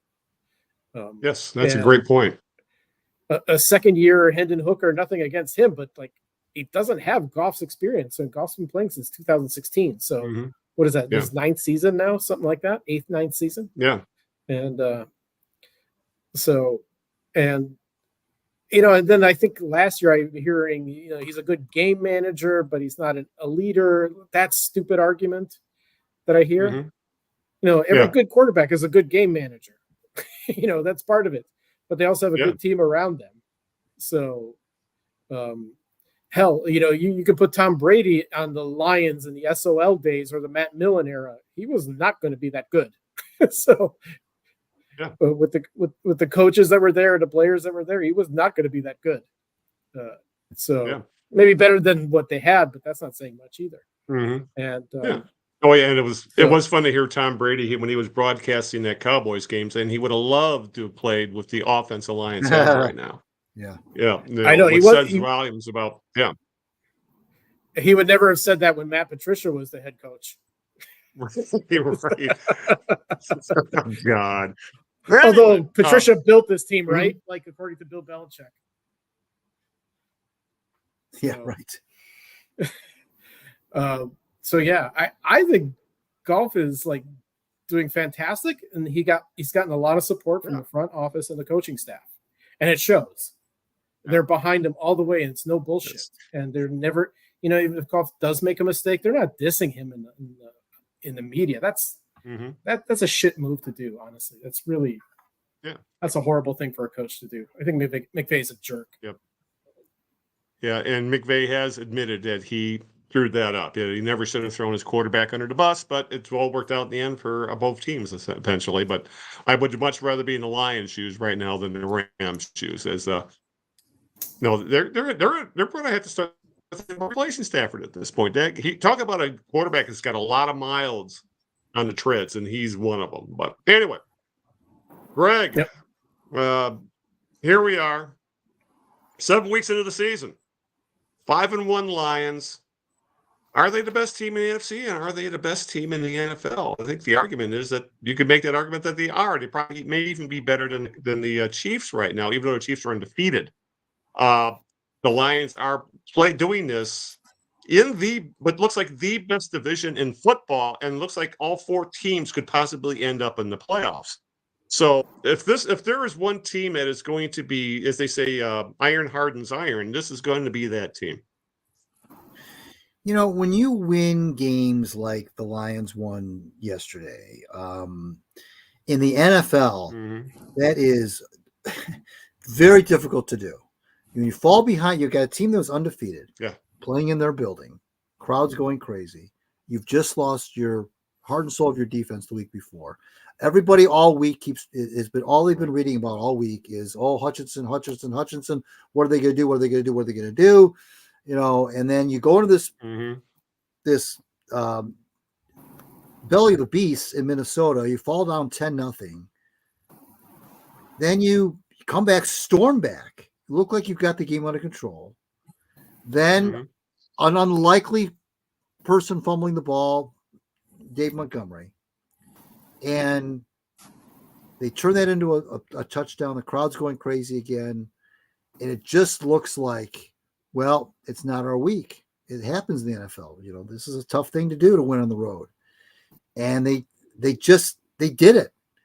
and those are the kind of games, and I don't want to make a lot about one game because it's the NFL, but look at the great teams in the league, and you know this. I mean, you're following this for a long time. You look at the great teams in the league. Those are the kinds of games they win. Those are the kinds of games that we've seen now as Lions fans. We've seen other teams win, not against the Lions even, but just we've seen from afar. Tune in a game. Maybe it's a couple of teams that are not even the Lions, or maybe it's the Eagles and the Giants or something. And same scenario, and you just kind of marvel at it. You say, those are the games that the 5-1 teams win, and the 2-5 teams don't. And that's what the Lions did. They won a game that the great teams win. And again, doesn't mean they're going to win the whole thing. But it means that is like, though, when you start to win those kinds of games, and they've done it quite a few times now, where they go into on the road in a hostile environment, shut up everybody, shut up the crowd. They clowned the Cowboys a week ago before that. You win games like that. That can't do nothing but help you as a team. And Dan Campbell said, I preached all week, composure, patience, and they embodied that. And they take on their personality of their coach maybe more than any team in the league, and that's including the Chiefs. Yeah. I mean, I know Andy Reid is a different kind of is a different dude than Campbell is for sure. But you know that there are a lot of other teams out there, franchises and fan bases, who would love to have their own Dan Campbell. But I'm starting to think that those kind of guys don't grow on trees. Yeah. Yes. And you know what else, Greg, just to kind of follow up on that, as I was watching that game yesterday, is listening Greg Olson kind of losing his mind there towards the end of the game. Oh, the Lions need to show more urgency. No, the clock, Right. And he's like, has he not watched any Lions games? Right. This is how many times have we seen this in the Dan Campbell? This is exactly what they do. They were not going to let Minnesota get the ball back with much, if any, time on the clock. They're going to make them burn them timeouts. And in this drive, they were third down was going to be like second down. In that they weren't necessarily going to try and convert on third down there because they had fourth down. I mean, Greg, how many times have we seen the Lions do this in the Dan Campbell era? And yet you have Greg Olson's like, oh my God, they're not being urgent enough. When I think all Lions fans knew exactly what they were going to do. And that and it worked out. How many times we've seen like this before, and they're not afraid to throw the ball in that situation either, which opens up the playbook and allows you to do stuff like that. He Goff threw a pass. You remember this pass? He threw a pass on that final drive to St. Brown, and St. Brown was blanketed. He was blanketed, but Goff had a tight window, got it in there. St. Brown made the catch. And you're right. The national guys may not pick up on that, but I watched that drive. I was like John said earlier in our interview, that once they stopped that 2-point conversion, I had a really good feeling about it. I kept telling my wife, I said, there's plenty of time. Lions only need a field goal. They've got 2 timeouts left. Vikings. Nobody's talking about how the Vikings were using their timeouts. Yeah. Right. Willy-nilly. I mean, that's why they were stuck at the end, and Campbell knew that. And throwing the ball in that last drive that stopped the clock. Right. With Sam fucking Darnold, who was I don't know how they've gone undefeated with that guy under center. I really don't. Right. So, you're right. We're used to seeing that. They did exactly what they played that drive exactly the way I thought they would do it. But why? Because you've got a great running attack, and you've got these talented, high caliber receivers. Even now add Tim Patrick to that mix. Yes, Tim Patrick's starting to make some catches that he made a great catch in Dallas where the ball was underthrown, came back and got that one. Made a good catch, I think, in the first quarter, early in the game, where Goff. Maybe it wasn't the first quarter. It was the play where Goff was almost strip sacked, and he was able to maintain possession of the ball and fired a bullet to Patrick up down the middle for like 25 yards. Tim Patrick is that big right now, might be that big receiver that they need. They've got all those little guys, but Patrick's that big sizable receiver that I think that they've been missing. And he only has to catch 50 balls this year. He doesn't have to go crazy. 40, 50 balls. Yeah, exactly. Right, and he's fine. They even went to Raymond. Khalif Raymond got a touchdown pass. Yeah. They've got so many different people that can hurt you. And this is with a down year from Laporta. Sam Laporta has been slowed by injury, by a lot of things. He's not the same Sam Laporta as last year. It's almost like they don't even miss him that much. He makes a catch here and there. Oh, you kind of, that's right. We have Sam Laporta. I forgot about him. He makes an occasional catch, usually a big catch for a first down. Yeah, okay. Exactly. He doesn't have to catch 90 balls like the great tight ends in the league. Mm-hmm. I mean, can, but if he's slowed by injury and he catches 60 balls this year, okay. If 40 of those go for first downs, okay. I'm okay with that. Yeah. He doesn't. These guys don't have to put up Pro Bowl numbers, is what I'm trying to say, for them to be a high octane offense. Right. Exactly. Yeah, and Nick, one other topic we should talk about with the Lions is they actually 2 more extensions. They seem to be locking down the core in that they extended both David Montgomery. They've essentially locked him in for, I think, essentially adds up to 3 more years. And also Ali McNeil, the interior defensive lineman who got a large deal, fit $97 million over 4 years. He'll be at the Lions till at least 2028. And none of these deals are ridiculous amount of money. They are all seem to be fair market deals that have decent outs for the Lions that won't be crippling cap-wise further down the line if they decide to move out of them. But it really shows, Nick, that and both of these kind of came out of the blue, but it really shows who the Lions value as their core. Oh, for sure. And, Brad Holmes has been drafting 4 seasons. He's gone through 4 drafts, and he's so damn successful. He's going to have to let some of these guys go because, he's starting to pay, St. Brown. He's going to pay Williamson at some point. He's going to pay, Gibbs? Hutchinson. That's Hutchinson. Yeah. Hutchinson's going to be through the roof. And probably the one thing Holmes has going for him too is guys want to play for the Lions and they're willing not to, ask for the world. Yeah. So, I mean, I'm hoping that's what it is, and so they can kind of have many more really high caliber players. But Brian Branch is going to get paid in a couple of years too, for sure. Yeah. There's going to be a lot of those guys, and they've earned it. McNeil, definitely, and it's that time is coming, and at some point they're gonna have to let go a guy that is a star on the team. They just can't afford him. So and it's a nice problem to have. I was just going to say that. Isn't it weird to be a fan that actually has that kind of an issue? Or I don't think I could the only time I can remember, Nick, the Lions having a similar issue was just because they got stuck in cap hell by having 3 first overall picks in a row, whatever it was, when they had Stafford, Sue, and Megatron all coming up because they had already gotten those huge contracts before the salary slotting started with the CBA after that. So this is, you're right. This is a nice problem to have, but it's also interesting to see who they value and who they think they can replace.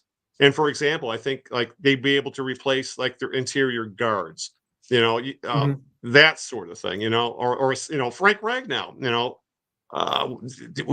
he just recently got a contract a few years ago, but you re-up a guy like him who seems to get more and more beat up every year. So it's going to be interesting, Nick, to see who exactly they think they can replace on the cheap and not extend those and replace the guys that don't extend.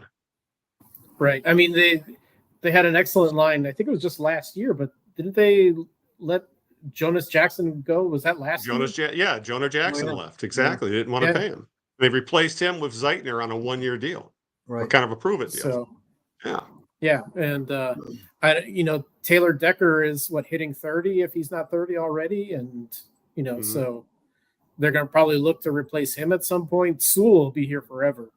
I don't think they're ever going to let him go. Yeah, he's a freak of nature. So, basically, total freak of nature. But, and also if Brad Holmes keeps drafting well, I mean, there's so many things you can do if you're drafting well too. You can replace guys when they get older and too expensive, when they get hurt. Yeah. They're great trade chips. You have great trade chips if you need it. There's so much that can be done. And it's the first time I've ever seen that out of the Lions. Like it used to be just like you get one of the top 5 picks almost every year by dumb luck. One actually succeeds. So that's not the case anymore. So yeah.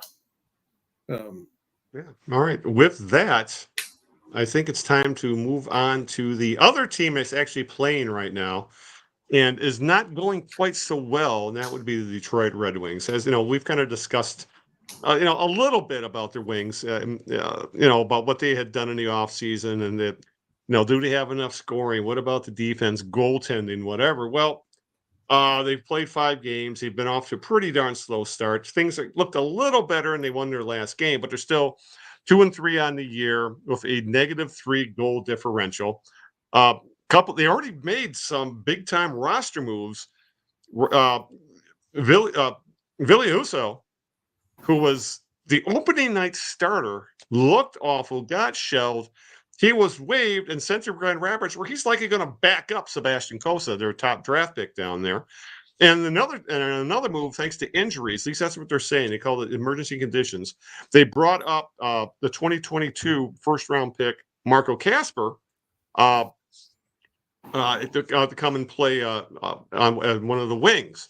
But it's also been argued, guys, that Kasper played so well in training camp and in exhibition games, he should have been on the roster in the first place. But we already know how the Wings like to handle prospects. They like to ripen them until they're actually overripe, and then when you touch them, they bruise, essentially. It's ridiculous. So whoops. I hit the laptop. Anyway. Oh, I suddenly got a better reception all of a sudden. Anyway. But Greg, what the hell is going on with the Wings?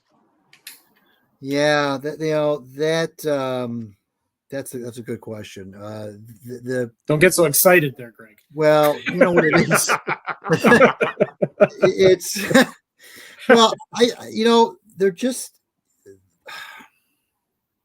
they're still lacking in keeping the puck out of the net. I mean, they're still they're old and slow. Your point, Al, about the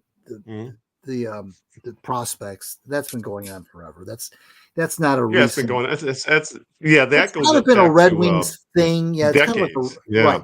You didn't notice it as much when they were winning because they had so many veteran guys. It's like, okay, who cares? But then it became much more noticeable when those guys retired and went away, and then they went to the rebuilding stage and they weren't replenishing their youth with really good youth, and so you had a lot of Riley Sheehan's of the world and Dennis Cholowski's of the world, and now you got if you look at the team, they're older and they're slow. I think they're one of the oldest teams by average roster age in the entire NHL. How we got here, I saw that. Know. Yes, I don't know how we got here. Are you serious?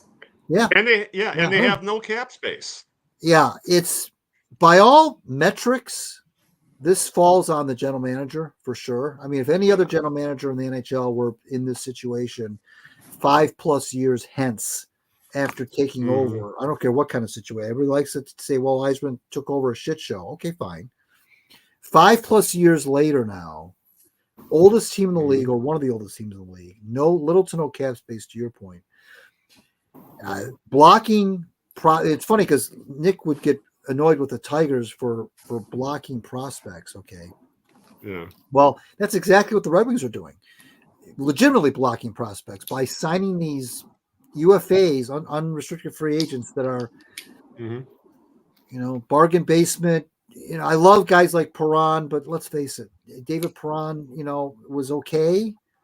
But I would rather give that ice time to this Kasper kid, and I'm using him as an example because he's up now, Kasper. But there are other players like that, like Kasper, before that weren't getting a chance.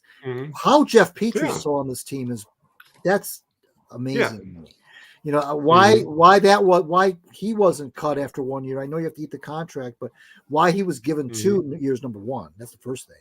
And then he played so poorly, I thought, in the first year. He looked old and slow.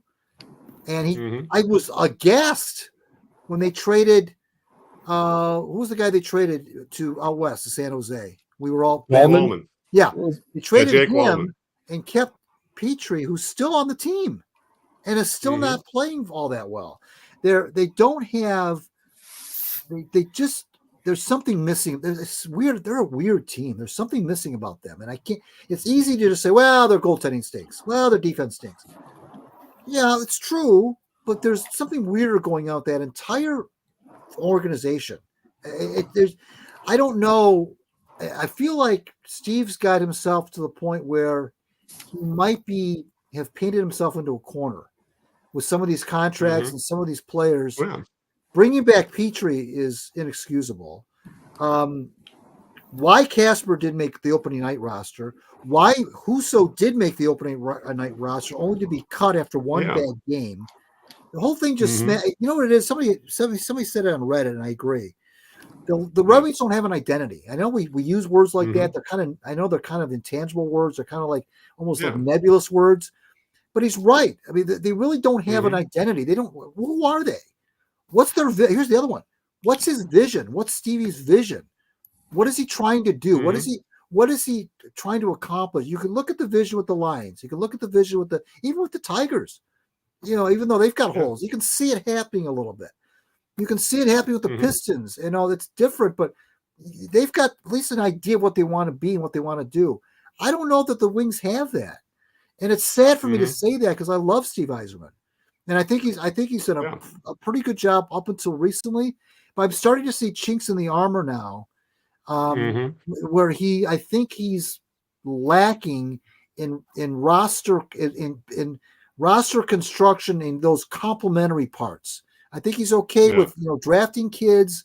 I think he's done a pretty good job with the pipeline from Grand Rapids and to a degree Europe. I'm not seeing his vision of a roster, what he's trying to accomplish. It's giving me Troy Weaver vibes a little bit. Like he's just grasping at guys.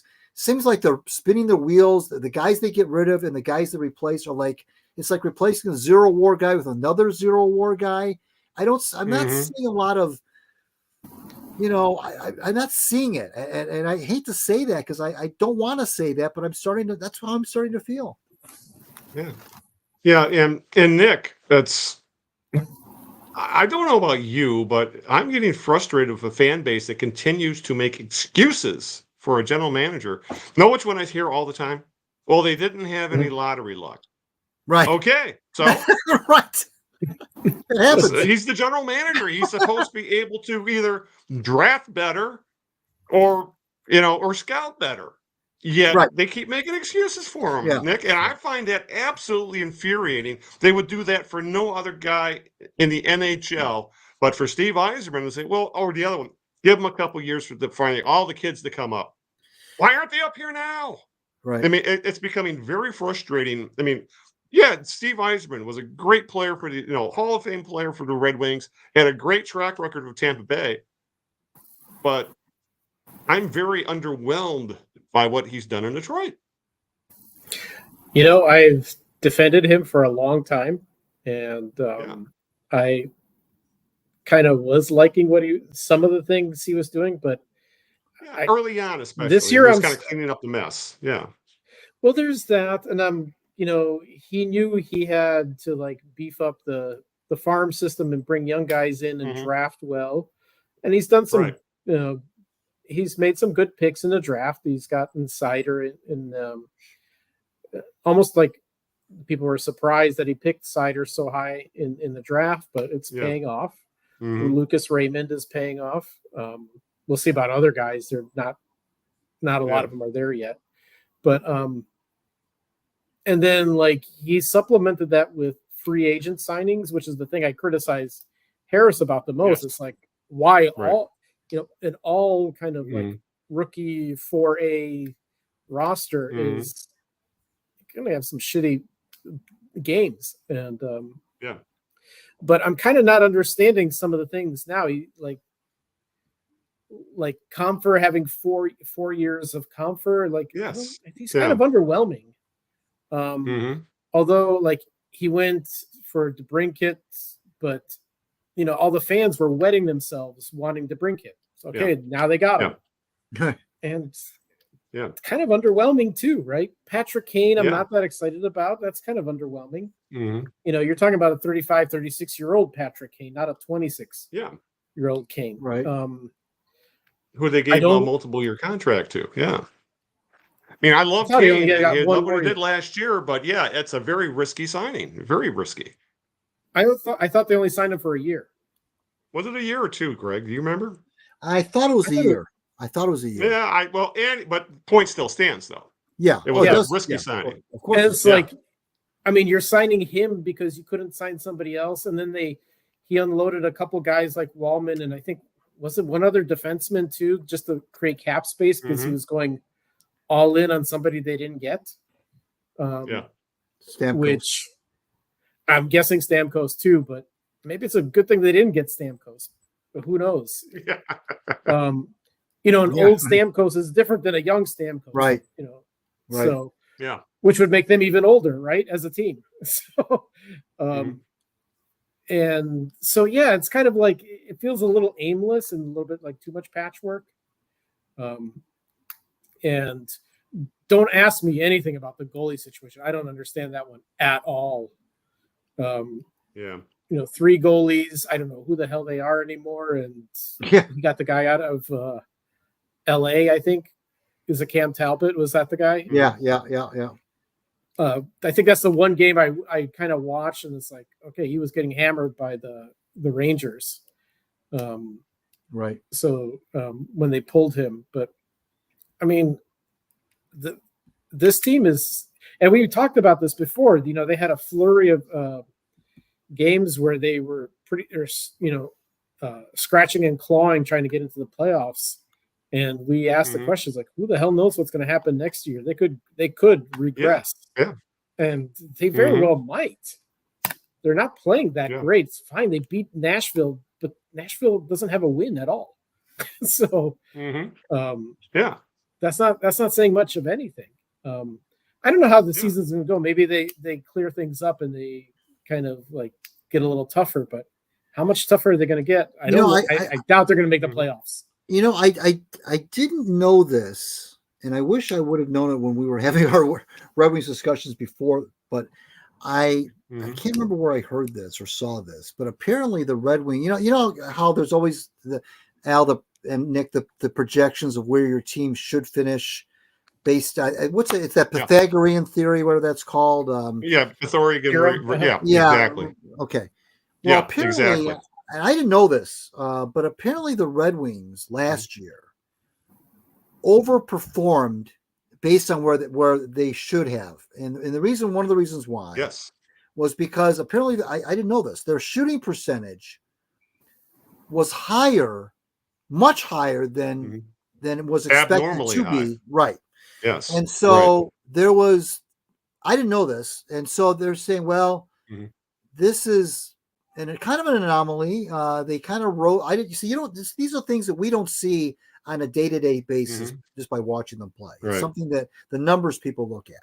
And they say, their shooting percentage was not sustainable. I guess what they're trying to say from year to year. Exactly. And so now, it's early. I get it. It's only 5 games. I understand that. But like Nick said, they've only beaten Nashville. That's the only team they've beaten so far. They have played the Rangers, President's Trophy winner, twice. I want to go back to what you said though, Al, about Yzerman in the lottery luck thing. I'm with you on that one because if you remember, how many times have we talked about when the Wings were winning cups or contending for cups in the 90s and the 2000s? You look at where these guys were drafted: Lidstrom, Datsuk, Zetterberg. I can name a bunch of guys. Holmstrom. All these guys. Where Franzen, all these guys where they were drafted. I remember looking it up one time on Hockey Reference. Where they were drafted. A lot of times none of these guys were drafted anywhere near the first round. not nowhere Right. near the first round. They had that secret weapon out in Europe, Hakan Anderson, that scout out there, that super scout out there, who dug up all these great, in some cases Hall of Famers from the bushes out in Europe.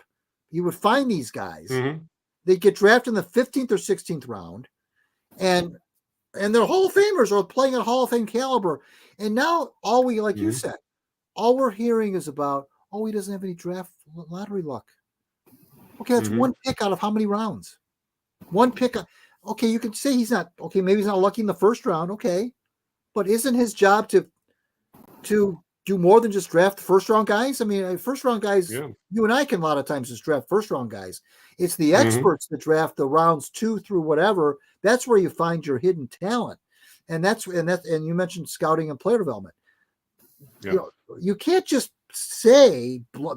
just dismiss everything with and play he doesn't have draft luck lottery card, and that's supposed to wipe away everything. It doesn't work that way.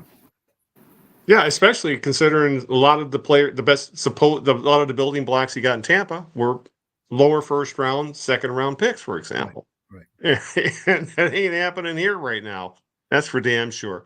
But honestly, what you're saying about not sustainable when it comes to what the Red Wings offense last year.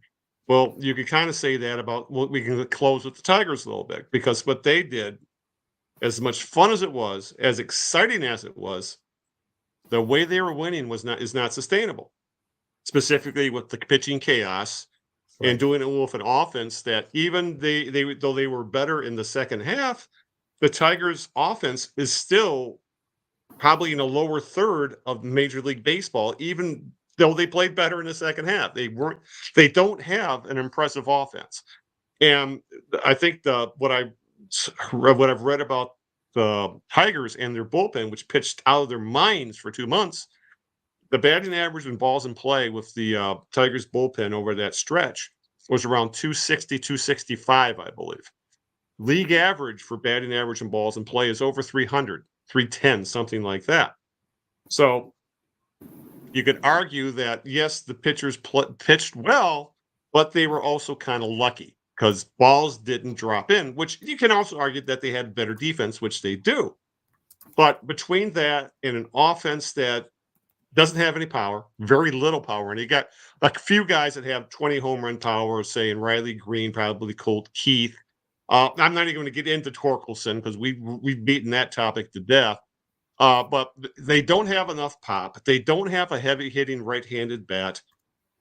They don't have any starting pitching other than Skubal. So, Nick, looking back on it, how the hell did they make the playoffs? But yes, they made the playoffs. And it was a lot of fun. But unless they do more this offseason, it doesn't feel like it's sustainable that they're going to be able to build on that. That much like the Red Wings, they could take a step back if they don't make the right moves this offseason.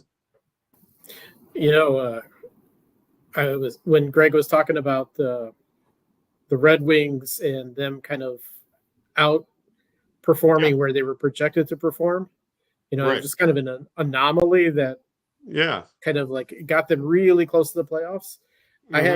Think about the second half of the Tigers season, or August through September. Let me put it that way. Right. That's a freak of nature to have that kind of win percentage by even a good team. So the fact that they had it, the fact that they had it at all, fine. It got them into the playoffs. It even helped them win a series. I don't think it's that big of a deal of beating this year's Astros, considering they only won like 2 more games than the Tigers did. Yeah. And they're on kind of like the downward trajectory. They're older and they've already won their World Series rings, and so it's not kind of like you got a hungry team there. I think the Tigers will revert back to being the Tigers of the first half of the season. They'll have games where they hit, drive in 7 runs, but they'll have a lot of games where they can't hit water if they fell out of a boat. And that pitching chaos could be good for maybe you could pull that off in a short stretch. Which they did. Yeah, exactly. Yeah. And they did for a short stretch. Yep. But sustain that over 162 games and then playoffs, that's not going to happen every year. Right. I think they just had an exceptionally good 2 months. It was a freak of nature, and Minnesota tanked. Yeah. I mean, they just that's a good point. They just went down a yeah. shitter. Yeah. You know, if Minnesota was just a little bit better, Tigers don't make it. Yeah. So yeah, and Greg, I know it was a fun 2.5 months, but Nick makes a couple of good points about they pretty much were the same team roster wise, other than they ditched some veterans at the trade deadline. So I think it's asking a lot to expect the team to take another step up from internal improvement alone, especially offensively with the guys they have right now. And the pitching is another whole story. Yeah, they got the consensus Cy Young winner they're going to have, but after that, most of those guys are, I would still argue, are very, very, very unproven. So, Scott Harris has his work cut out for him. And I guess this might be the offseason where he proved his mettle. And for that matter, if Chris Ilitch is willing to make any kind of move financially to maybe up this team's payroll. And that's the other thing, the factor. The payroll is minuscule on this team right now. I mean, the two guys they're paying money to is Javi Baez and Kenta Maeda, and neither one of them guys did a thing for the most part during the playoff run. Yeah, they are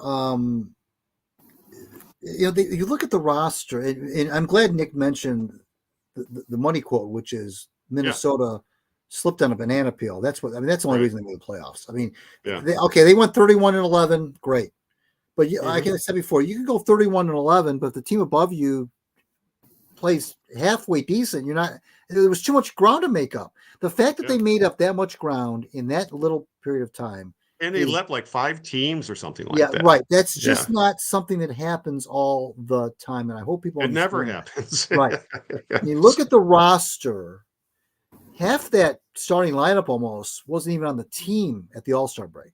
They weren't even in the big leagues. The infield especially. Some of them weren't even in the big leagues at that time. Yes. Okay. Yeah. Malloy, Sweeney. There's probably another kid in there. Young. Yes. Young, Dingler. Right. Yeah. They just weren't even. And then they had some bullpen guys that kind of came out of nowhere. Brisky, Vest. Holden, Vest. Yeah. Okay. And you know as well as I do that if you start hanging your hat on the bullpen, the bullpen's going to be just as good next year as it was this year. That's like saying in the NFL, well, we created 60 turnovers in this year. We're gonna do that again next year. No, it doesn't work out that way. Look at what happened to the Royals. Okay, the Royals essentially won the World Series with their bullpen. That's essentially how they won their games. They would get to the 6th inning. Ned Yost would turn it over the bullpen, go back and probably have a cigarette or something, and come back 3 innings later. Game's over. Okay, that's fine. Yeah. You don't do that all the time. I think it's great that Vest had a good year. I think it's great that Brisky got some big outs. I think it's great that a lot of these kids came in and were throwing gas, but everybody in the big leagues throws gas out of the bullpen. That's nothing. That's nothing unusual. Look at the Guardians. As good as the Guardians bullpen is, I don't know if they're going to be as good next year. I mean, as good as Kate Smith looked, as good as Clase looked until the playoffs started. Well, yeah, but I don't know. I mean, I don't know what those guys are going to do next year. And so they have. Here's the thing that I'm hoping that. This is going to be very interesting, guys, to see where this goes, because this could still. I know people want to hear this, but this could still go 75-87 next year. I mean, really, because you don't know really what you got. A lot of these kids got limited playing time. They didn't know what they didn't know. They're all feeding off their own energy. That's great. They had a 2-month run that was unsustainable, and great. Good for them. I'm not going to take anything away from them. No way would I do that. But okay, now you're swimming in the deep end of the pool. Now this isn't AAA. This isn't. Well, I'm just happy to be in the big leagues. Nobody knows anything about me. Now you got to come to spring training. Now there's going to be a little bit more. Paying attention to the Tigers a little bit. And I still don't know if we know what we got in. I don't know what we got in Sweeney. I don't know what they've got in Young. I don't know. Colt Keith, yeah, looks like he could be okay. I don't know what they've got in half these kids. I don't know. I mean, I hope Malloy's going to be good. I hope Young's going to be good. I hope. I don't know. Yeah. We'll see. So this could still be a sub 500 team if things don't go right. And I know fans want to hear that because they've gotten a taste now of what playoff baseball is all about and what exciting September baseball is all about. And it's intoxicating. You don't want to get rid of that feeling. I understand that. But the reality is, if you look at this roster, you look at these position players, they're not the 27 Yankees. Okay. They're not. So they're going to have to figure out, still get another thumper. We still don't know about Torkelson. Still. Yeah. We still don't know about that. This guy, he almost from at bat to at bat, we don't know about him. I don't know. Right. Sometimes I wonder if he's one of these guys, Al and Nick, that needs a different scenery. Maybe he needs to get out of the organization and just go somewhere else. And I mean, I don't know. Maybe it's too early still, and they won't trade him. I know that yet. But it looked like for a while that I said it when they sent him down the minor leagues last summer. I said, okay, you can do that, but there's no guarantee. He's got to earn his way back. And do you really think he's going to earn his way back? Well, he did and he didn't. I mean, he didn't exactly go down to Toledo and tear it up. He had okay numbers. Yeah. They brought him up because the team wasn't going anywhere. So I said, okay, we'll bring you up. And they traded Canna, who's been playing first base. We'll trade Canna. We got first base by committee anyway. You got Verling over there. You got Ibanez over there. You got a million people to play first base. So, okay, we'll bring you up. No pressure. We're out of the race. We're 8 games under 500. Come back, Spencer, and low leverage situation here. No worries. And guess what? All of a sudden now they're in a pennant race. And once again, Torkelson becomes the ire of everyone because he's once again in the spotlight where he wasn't expected to be when they brought him up. They brought him up thinking he was going to be put in low leverage situations, play 40 games that didn't mean anything, and almost be kind of like his own personal little proving ground. And lo and behold, now they're in a pennant race. And now he's about most of the guys they brought up. And then honestly, you can say that about most of the guys that brought up that were in the same situation. Right. Yeah. Right. And now he's got to have big at bats in high leverage situations, which nobody was expecting him to have. Now, sometimes he came through, but most of the times he didn't. Yeah. And so we still don't know about him.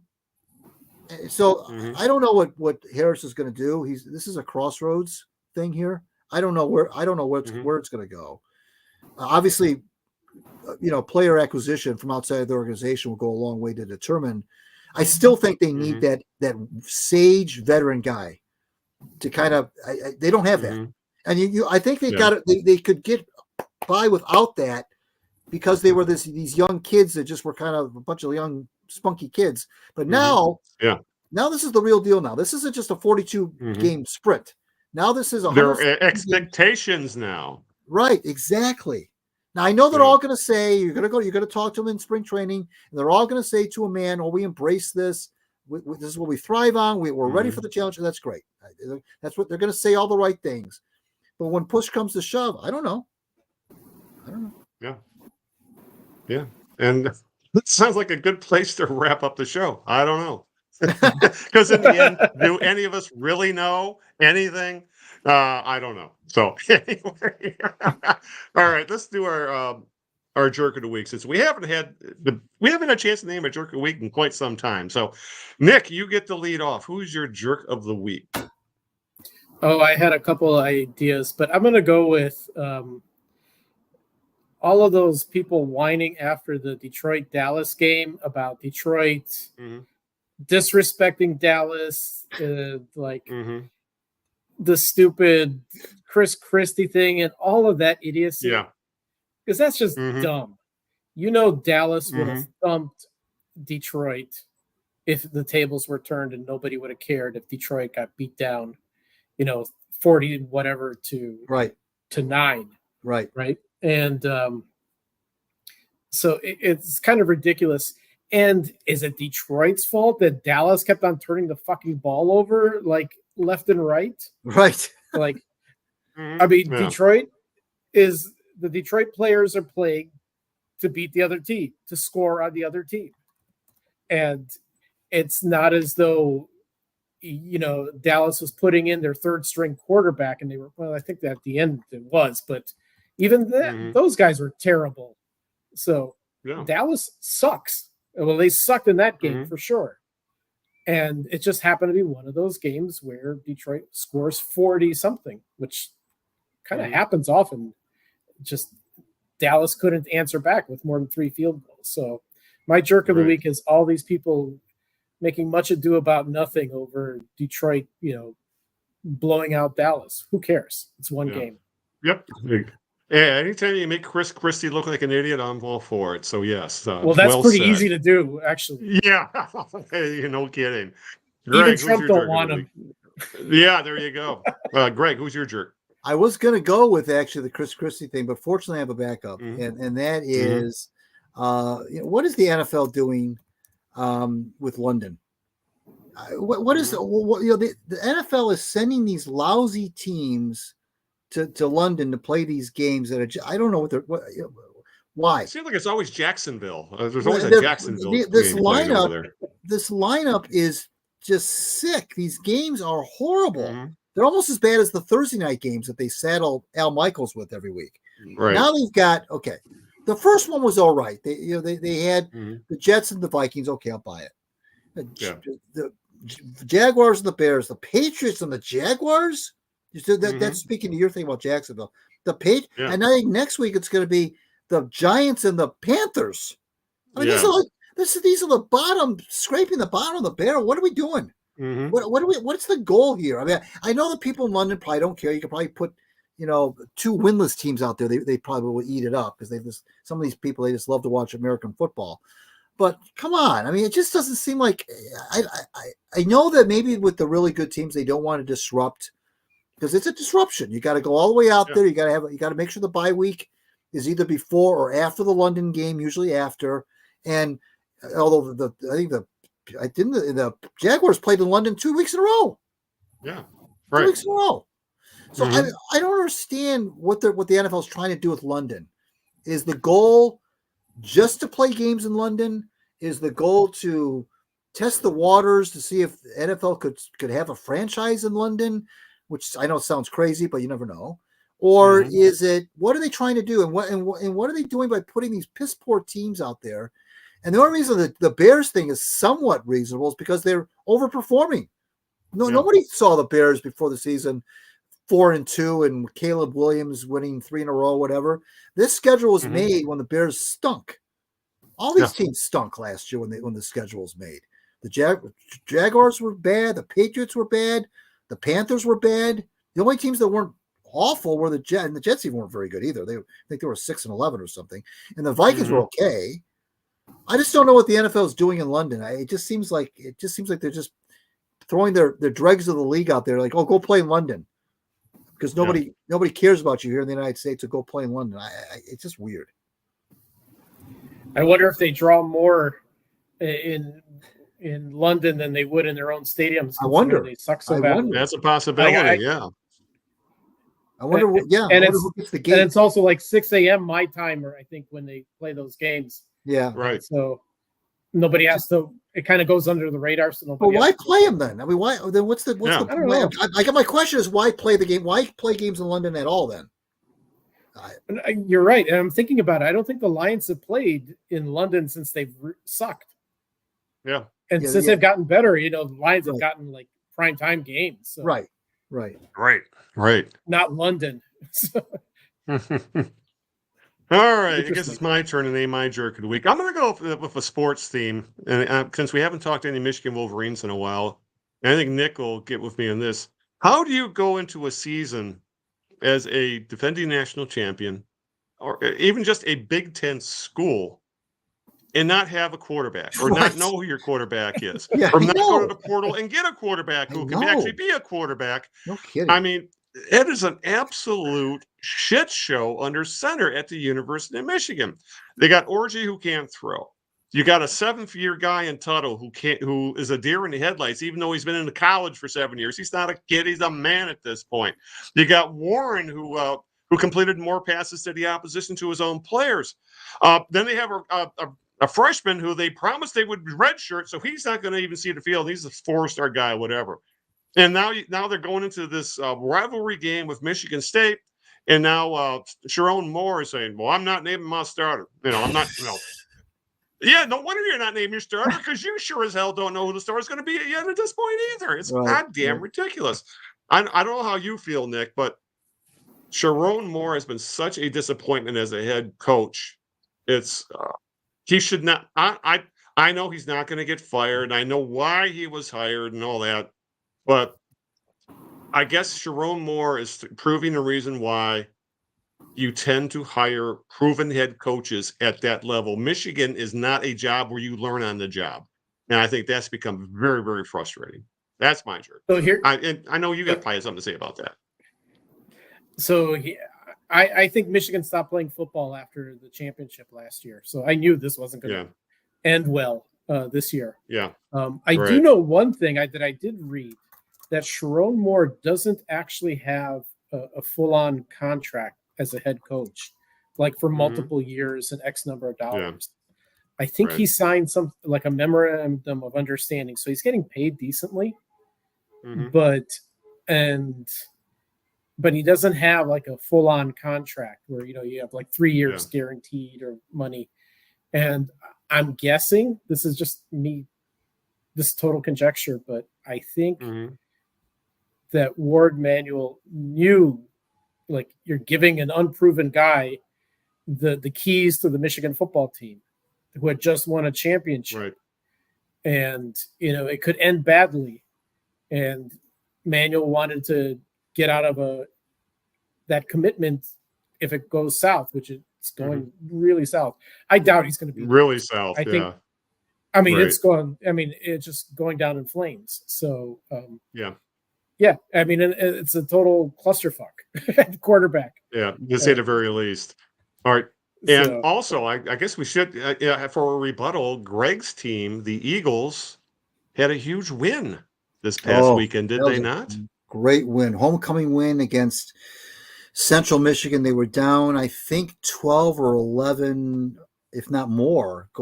Maybe it was even more than that. Going into the fourth, or early in the fourth quarter, they stormed back 3 touchdowns in the last 12 minutes of the game to beat Central Michigan.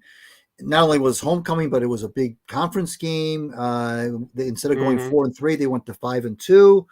Big win for Coach Creighton. I texted him after the game and I said, that's a huge one, because those they lost the week before to a Miami team that was 1-4, then they at home, and then they're playing at home again in Central. Didn't look good. And they stormed back, and that's a big win for that school. So good on Green there. Yeah. Yes, friend of the show, Chris Creighton, who's always a joy to have on when we have him on yearly. So, all right, with that, I think it's time to wrap things up. As usual, we have run over since we had so much to talk about. We had a lot of fun talking with John Wing. Greg, why don't you get out the thank yous and what to look fors and the social media and all that fun stuff? Yeah, absolutely. We're going to, first of all, yes, big thank you to John Wing. He's already thanked me via Twitter. He says he had a lot of fun, and we had a lot of fun with John, and that was fun. 2 weeks from tonight-ish, presuming we record on the 4th, will be City Hall. We'll be talking NBA. The Pistons season will have just been about 2 weeks old at that point, because I think they start this week. So City will come on and talk about the Pistons. We haven't talked about the Pistons in quite some time, and so we'll be with him 2 weeks from tonight on November the 4th. Please subscribe to my Substack, gregeno.substack.com. Follow me on Twitter at Greg Eno. And as usual, I want to thank you guys and thank my lovely wife, Sharon, for putting up with this nonsense every 2 weeks. And thank you again for making Monday night so gosh darn fun. Indeed. And Nick, your turn.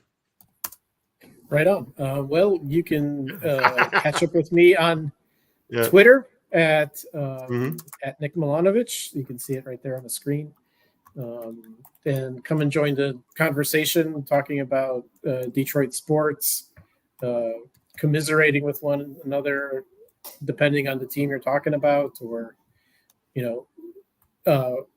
friendly disagreements are welcome, and because in the end it really doesn't matter.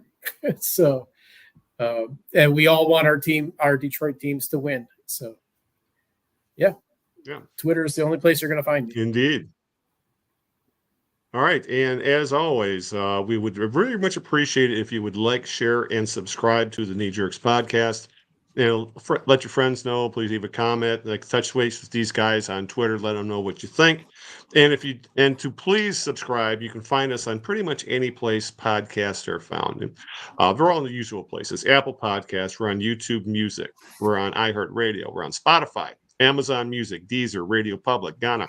The kneejerks.net is our homepage.